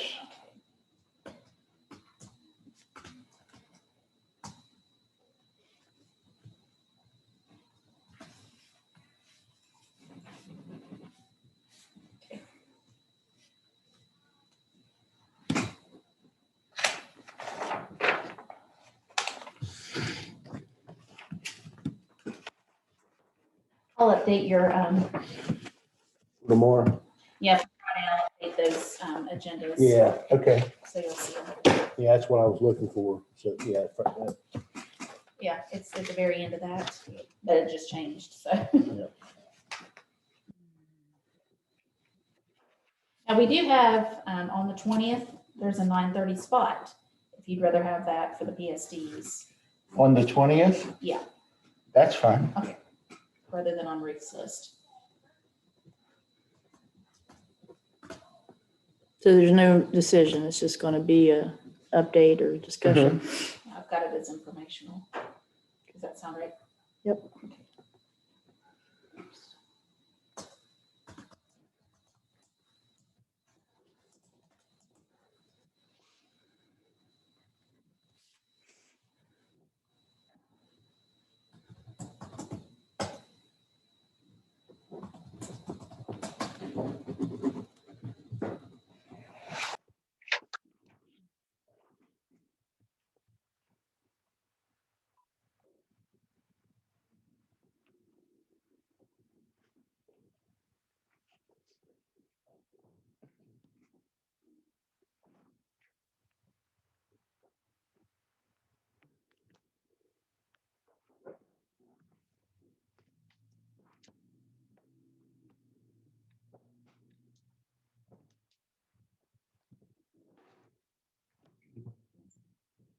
In the back of yours. Oh, in the Friday, okay. And that way I can go ahead and we'll put in breaks and stuff like that. So are we gonna like move to postpone the 11 o'clock on Friday? I think it's, is that what we was talking about? You mean Just- today's 11 o'clock? Yeah. Yeah, because it wasn't put right on the, Included in with the, With the mayors and the. Well, we don't have to make a decision. We could discuss a little bit if you want. I can just tell you in general, like some things that I'm thinking, and then, Well, you tell us. know, and I know we want to try to end by 1 or before 1, but what I thought today we would do is just kind of walk through how, you know, we really need, our strategy is going to be like our vision, and a lot of people distinguish in government between objective and strategy and vision, but you know, our vision for the county. And I think we're all pretty clear that, you know, we want to bring in businesses, you know, we want to have some economic development. We want to increase our revenue. We want to increase the quality of life overall for the people who live here and the visitors, the people who come here to visit. I think those things are pretty clear. I mean, everything we've been doing is consistent with that. In addition to our ability to run the county, you know, keeping the buildings maintained and everything. But I think what we need to do is identify what our priorities are, and then within those priorities, kind of subcategories. And the way I'm kind of sketching it out is like under economic development, the things that would fall are like infrastructure, tax incentives, housing, public safety, things like that. And then under like revenue, increases in revenue, we need to accommodate the tourist industry, take a look and make sure we're collecting all the revenue we can off the Airbnb and the Boy Scout tax counter camp or wherever the hotel motel taxes. And we might even need to look at raising revenue streams, taxing certain revenue streams a little bit within our ability to do so. But those are the kinds of things that I've been thinking of.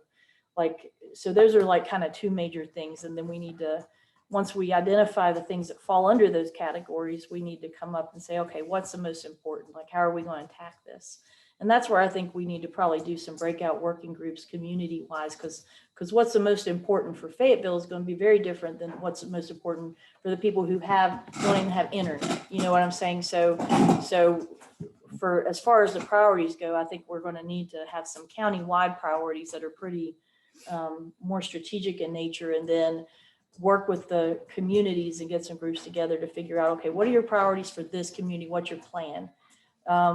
And then work with them to help fund and prioritize and put them in touch with the, you know, with the NRGRDA or whoever can help execute that plan, or who within our staff, and just figure out how we're going to, you know, divvy that up and because again, you know, some communities have identified their needs. I know Montgomery and Smithers are, you know, have been very, very active. And then we have some much smaller, you know, communities that just aren't there yet. And I think once we get the mayor's meetings back on, which I've said I'm going to do, try to do anyway with their cooperation, of course, to try to help, you know, get these groups together and get some lessons learned. We've invited the mayors to our meeting next Friday. We've invited the NRG, RDA, and Region 4 at a minimum, just to start talking about these things. And maybe we'll make some progress on some of the specifics then. If not, we'll just put it on another meeting, and we'll have a couple of them, planning meetings. That's what I consider this to be. So we can, you know, then as people come to us and they ask for money, we need to look at where they are, you know, how that, you know, request fits in. And in fact, we'll ask them to do that for us before they even get on the agenda. But how does that fit into our published, established priorities? And we can always change them, you know, if we find out that, you know, this one is just not, we're not going to be able to do this in 5 years, you know, we need to make that a 10-year kind of thing. And, you know, but, you know, even as we look up here on the plateau at areas we want to develop, do we want to, and I know this is going to be a controversial example, and don't let anybody in here to beat me up, but you know, is the Wolf Creek project more important than developing the area at Route 19 and Route 60? I don't know the answer to that, but I think, you know, with small amounts of money, we need to look at what's going to bring the greatest return fastest to us, because we have this national park and it's here. The signs aren't up yet, but they will be this summer. And we need to figure out, okay, what's missing? What do we need to do to be ready so people want to come back and so people talk about how great it is here and that sort of thing. And we can spread that money out in development in certain areas, that this area, maybe the housing, another area that can be developed business wise and recreational wise. Right. And just hit them targets with a Right. certain amount of money and try to bring them all up to par. And I think we need to look at our committees and look at these working groups and figure out how we can go about not just waiting for people to come to us and say, hey, I want to develop something here. But Steve Eads, for example, has some great ideas about how to, and I'm sure other people do too, because we have a pretty big community of people who've moved here, who've lived other places, who've been senior business leaders other places, who know that there are like trade shows and places where you can go say, hey, Amazon, build your facility here or whatever, you know, hey, X company, you know, and then we have a package together and we promote it. Our CVBs could have a role in that, and Chamber of Commerce and stuff. So those are things that I think we need to, you know, get the key players together and have an organized approach with how we do it instead of a piecemeal approach or everybody doing their own mission on their own, but without any guidance from us as to what the priorities are. Yeah. So I agree with that. that's the main thing I just wanted to talk about, because I feel like, you know, fiscal discipline is something that I did not see before. And it might have been easier in the past because there was more money. The money's not here now, and we have to be, you know, we have to pinch pennies and make sure the money that we are going to get is going to be a one-time shot, I believe. correct. So we need to be smart about, you know, somebody mentioned in the planning meeting, the zoning meeting we had on Route 19. I mean, he had a good point. Like, you know, if we install infrastructure, can we maintain it? That's a question that we need to look at too, you know, because that is, you know, the upkeep of that stuff. Well, I'd say depending on- development, if we're counting on development assets coming from the infrastructure development, that would be the stuff, that would be what maintain it. Now, if we don't, in my opinion, if we cannot develop on that section of 19 and 60 or 19 because of certain restrictions, what's the use in building it? They're not going to come unless the restrictions are lifted and there's infrastructure there. One doesn't go without the other. You gotta do both of them. I mean, if there's too much restrictions there, nobody wants to build. And not even as a businessman, I wouldn't want to build infrastructure in an area that you can't develop, or the restrictions are so harsh that there's no use in developing it. I mean, that's just me. No, I agree with that. And I think there has to be a compromise because Construction, you don't want to do it. Yeah.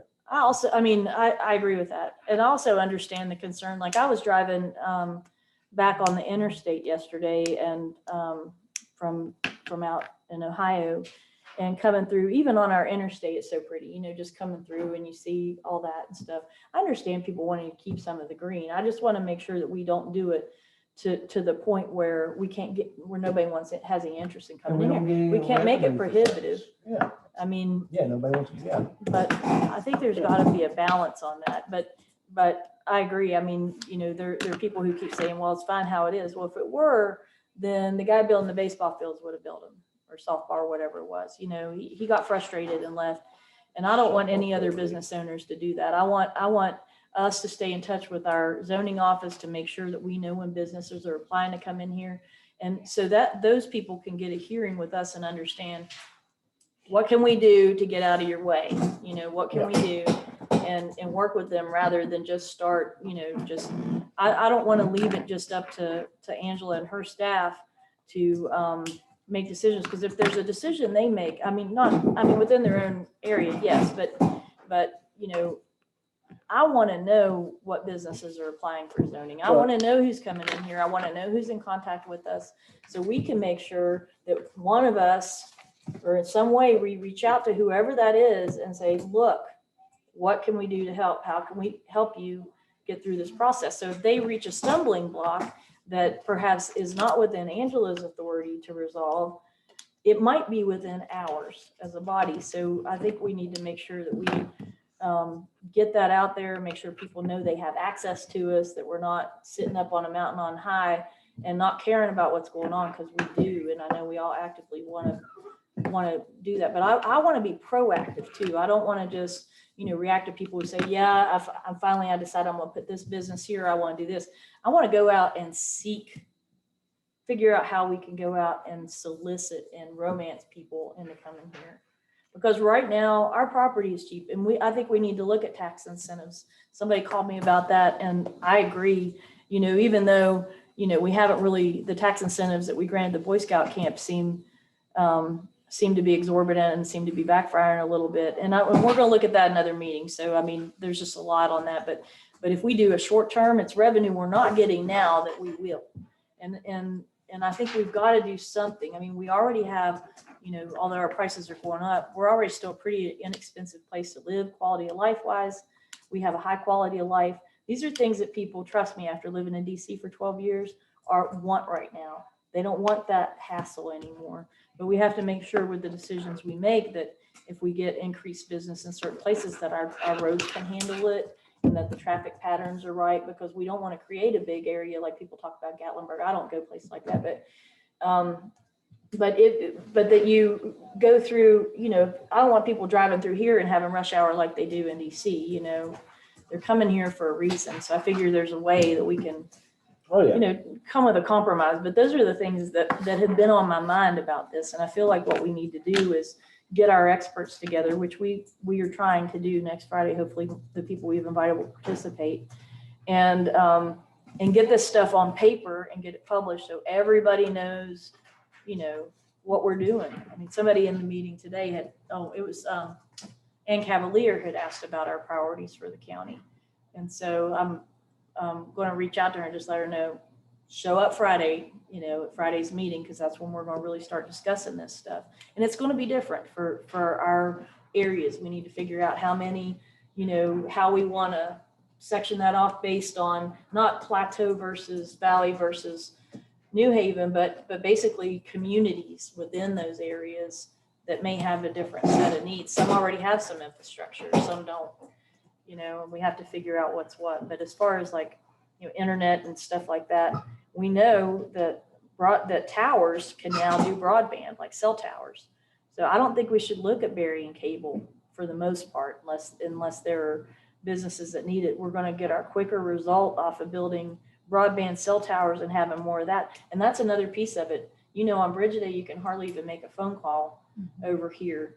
And if we have more, not that we'll ever resolve that denial of service, but we do need more infrastructure, because the more people who are here, the less the people who live here and the people who visit here will be able, like some people come here and try to work while they're here, and they need their access to internet and their phones and things like that. And so, those are the things that are on my mind. Like, how can we make it better to live here and to visit here?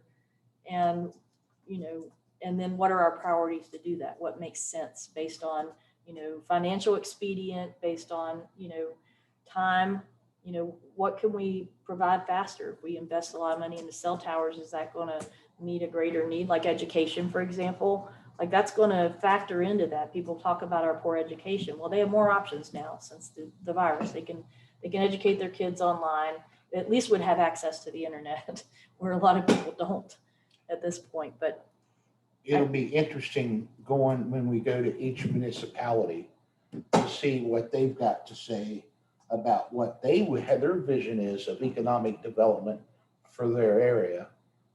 When do those meetings take place, the comp plan stuff? This year. But when? It'll be probably in the fall.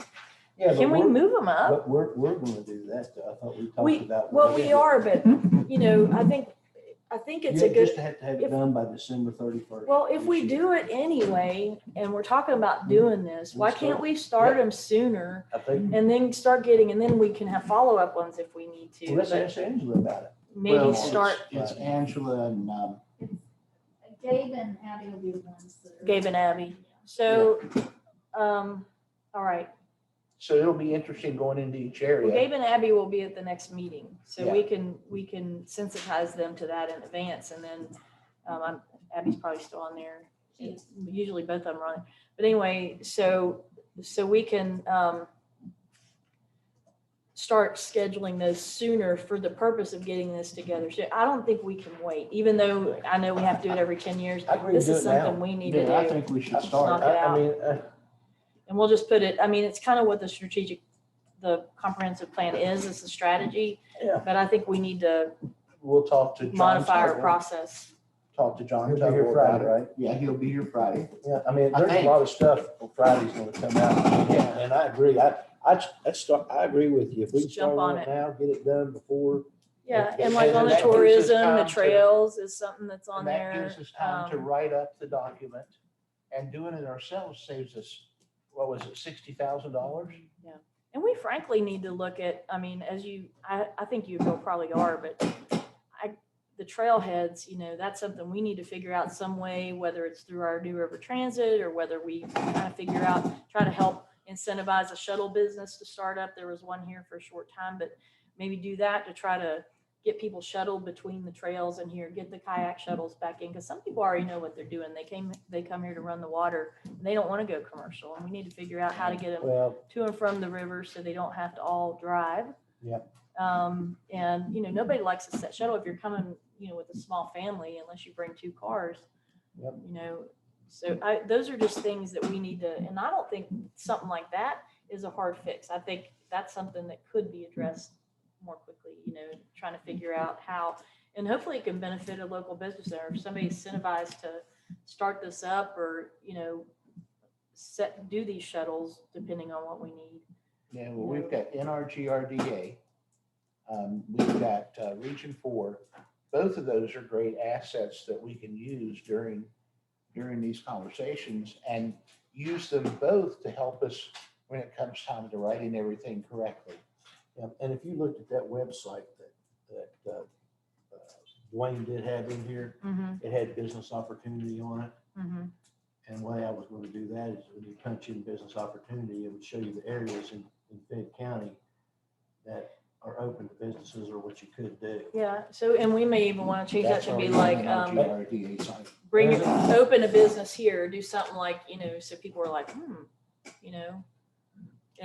But I think we need to figure out, how are we going to incentivize them? Are we going to try to give them a tax incentive for smaller businesses? We're going to probably have to create a different kind of incentive package. Because, you know, they might not have the money to front. So maybe it would be like facilitating some kind of short-term loan program with a small business, where with a big business, it would be a tax incentive. Well, that's where we'd have to get Eddie involved too, because he knows all those Well, yeah, tax, he should definitely.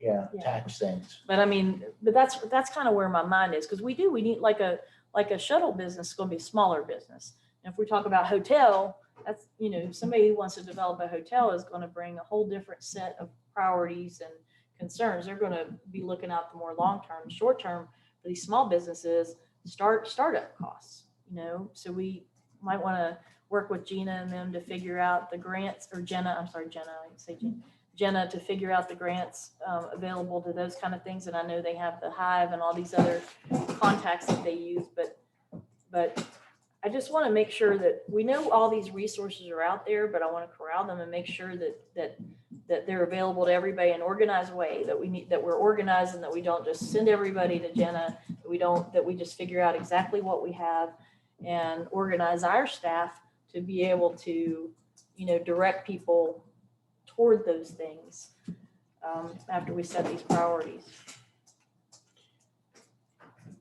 Well, I'll tackle the Route 19 thing. I think people don't understand what exactly is being said and done on the Route 19 thing. They don't. Everybody thinks, and that's one thing I told the lady from Foxwood that I would meet with her and give her the lowdown on it, because everybody thinks that we're changing the comprehensive plan. It's not changing the comprehensive plan. It's an attachment to the comprehensive plan, what was put in. So people feel that we're going to we want to open it up to a Sevierville down to Dollywood, and we definitely don't want that. Well, I think if it's, I'm all for development no matter what. And tax dollars brings revenue to pay for maybe the animal shelter. I just think that the things we do, that we need to make sure that we don't create another problem with one that we're trying to solve. So like I was saying earlier, if we, if we're recruiting certain types of businesses for certain areas of the county, that we make sure that we also provide for the infrastructure at the time that we do it. So if we do need to widen roads, or we do need to put in lights, or or whatever, work with DOH or whoever does that. But I'm just saying that we don't have something built and then we create a bottleneck problem, or we create a safety problem, or we, what I mean, that we are smart about, traffic flow and that sort of thing. So we don't get in a situation where then now we just have, like, there's a place in Northern Virginia where I live. They've developed it so much that you can't even get up the street without Alexandria? Allocating an hour. Reston, which used to be a really remote suburb, but now it's just the way it is. Like people aren't going to move here, so they have to take an hour to go to this, just to drive up the street to the store. We have to try to maintain that quality of life factor while also bringing in the development. Which is why we have to be smart about where we put it, looking at the roads we have now versus, because like 1960, we already have highway there. We have 2 highways, so we just need to be smart about the big picture stuff. And I'm not saying any of us, I know I don't have any, like, we need to get the experts in and call on them to help advise us on this, because these are things like the full consideration. That's a reason, even though, and I hope you're listening, Gene, while Gene can be pretty forceful sometimes, he does have experience in this zoning and planning stuff, and he has education in it. And I think he has a lot to add. I've told him that to his face, but we have people in this community who have that experience. Jenna Grayson also, she's young, but she's educated in this. She's been around and she's seen how different areas are doing it. We have a lot of people who've lived in other places that see successful examples. And I really think we as leaders need to look at some of these communities within the country that have developed like we hope to do. Like, I don't think we'll ever be as big, but like Asheville, North Carolina, for example, is a nearby one. But in communities have kind of turn things around, for their towns and created a more thriving community. Maybe we can learn from their lessons learned, the mistakes they made, things they wish they'd done differently, things that they know now, people who helped them.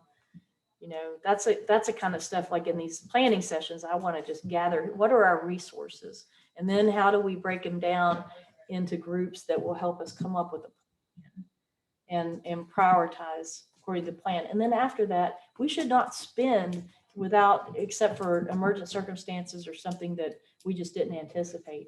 Outside of that set of priorities and plans, we just shouldn't do it. And I agree, not having stray animals run the streets. I had to get vaccinated for rabies just to go to certain countries because of the stray animal population. I get that we don't want to have to, worry about getting bitten by dogs and stuff like that. But I do think there's a compromise between using day report labor and paying, for all our labor and stuff like that. I feel like there's a lot more we can do, and that'll help us help pay for the skilled labor that we need there. If we could come up with a compromise, then I can agree to that. But right now, just taking someone over there and then the next day have to take someone different, I'm gonna give you Gary Gerald's contact information. He runs the day report over in Nicholas. And I know that Jerry and Jim have met with him about this before, but at the time there wasn't a lot of reception, in the community about using day report labor. And one of the problems I know that everybody had was just that it was hard work. And a lot of the people, so Gary said he takes volunteers, and then whoever's in trouble, whoever's like walking the line between day report and jail, and they're the ones who go, and they'll work hard because they don't want to go back to jail. So there's some that just said, well, just send me to jail. I'm not going to work. Well, You use them. The way I feel about it, and Allison probably knows more about this than I even dreamed about, but if they want to go to jail, pull them out of jail and use them. If you're going to go to jail to be used, or you're going to be at the DRC being used, either way, what do you want to do? Stay in jail and come out and do work? or you want to use it when you're you're not in jail. The other thing is, why do you think the DRC was formed? Now, I don't know, but I've got educated guess. Why do you think they come up with the Day Report Center? And they're funded. Almost every state has some kind of alternative sentencing. I mean, because you're trying to rehabilitate people.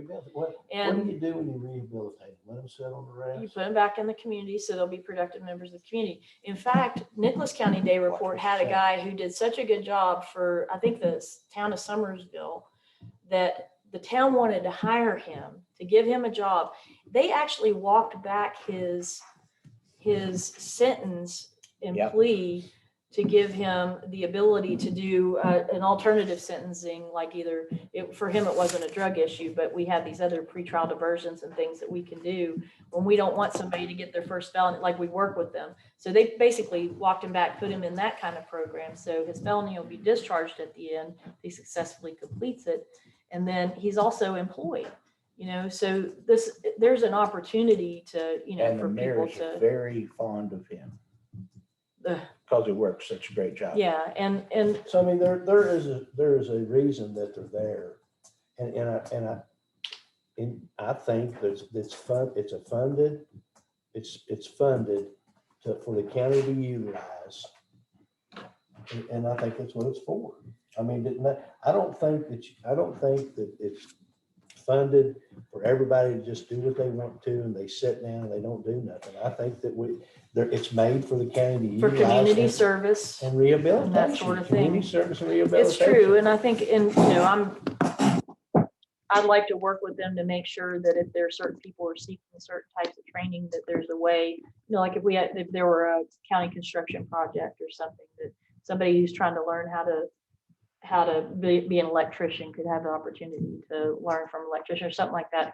I'd like to try to find some way to build a program like that. And that's a long-term dream, but I'm just saying that, yeah, I agree if the choice is sit around or do some community service, even if it's just picking up litter or whatever that needs to be done. I don't, just like suspending me from school, throw me in the briar patch because I get to stay home and watch TV all day, So, you don't want to suspend somebody from school and let them watch TV all day or be on the phones all day or whatever. You want to make sure that, not only do they, that they have an opportunity to learn while they're doing it, make it more like detention, How many times did you get suspended from school?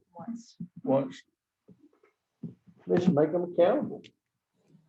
I'm just saying, but I've had kids of mine that I've represented who get suspended, and I take their little butts over to the Juvie Day Report Center and they do homework, and then they have to do a presentation on why they, on something about like why drugs are bad or whatever, and they have to present to their class so they don't look all cool for getting suspended, depending on what they did. But yeah, but I'm just saying, like, these folks, a lot of them are misdemeanor offenders. I mean, we can work with magistrate court. I know there are magistrates who are bummed that Anthony doesn't want to send everybody to jail, and maybe we could, they can be sentenced directly to community service, and Day Report can oversee some of that stuff and be specific, But there are people who need programs, and they'll be there for a good 30 days before they're finished withdrawing or whatever. You can put a program together that'll work.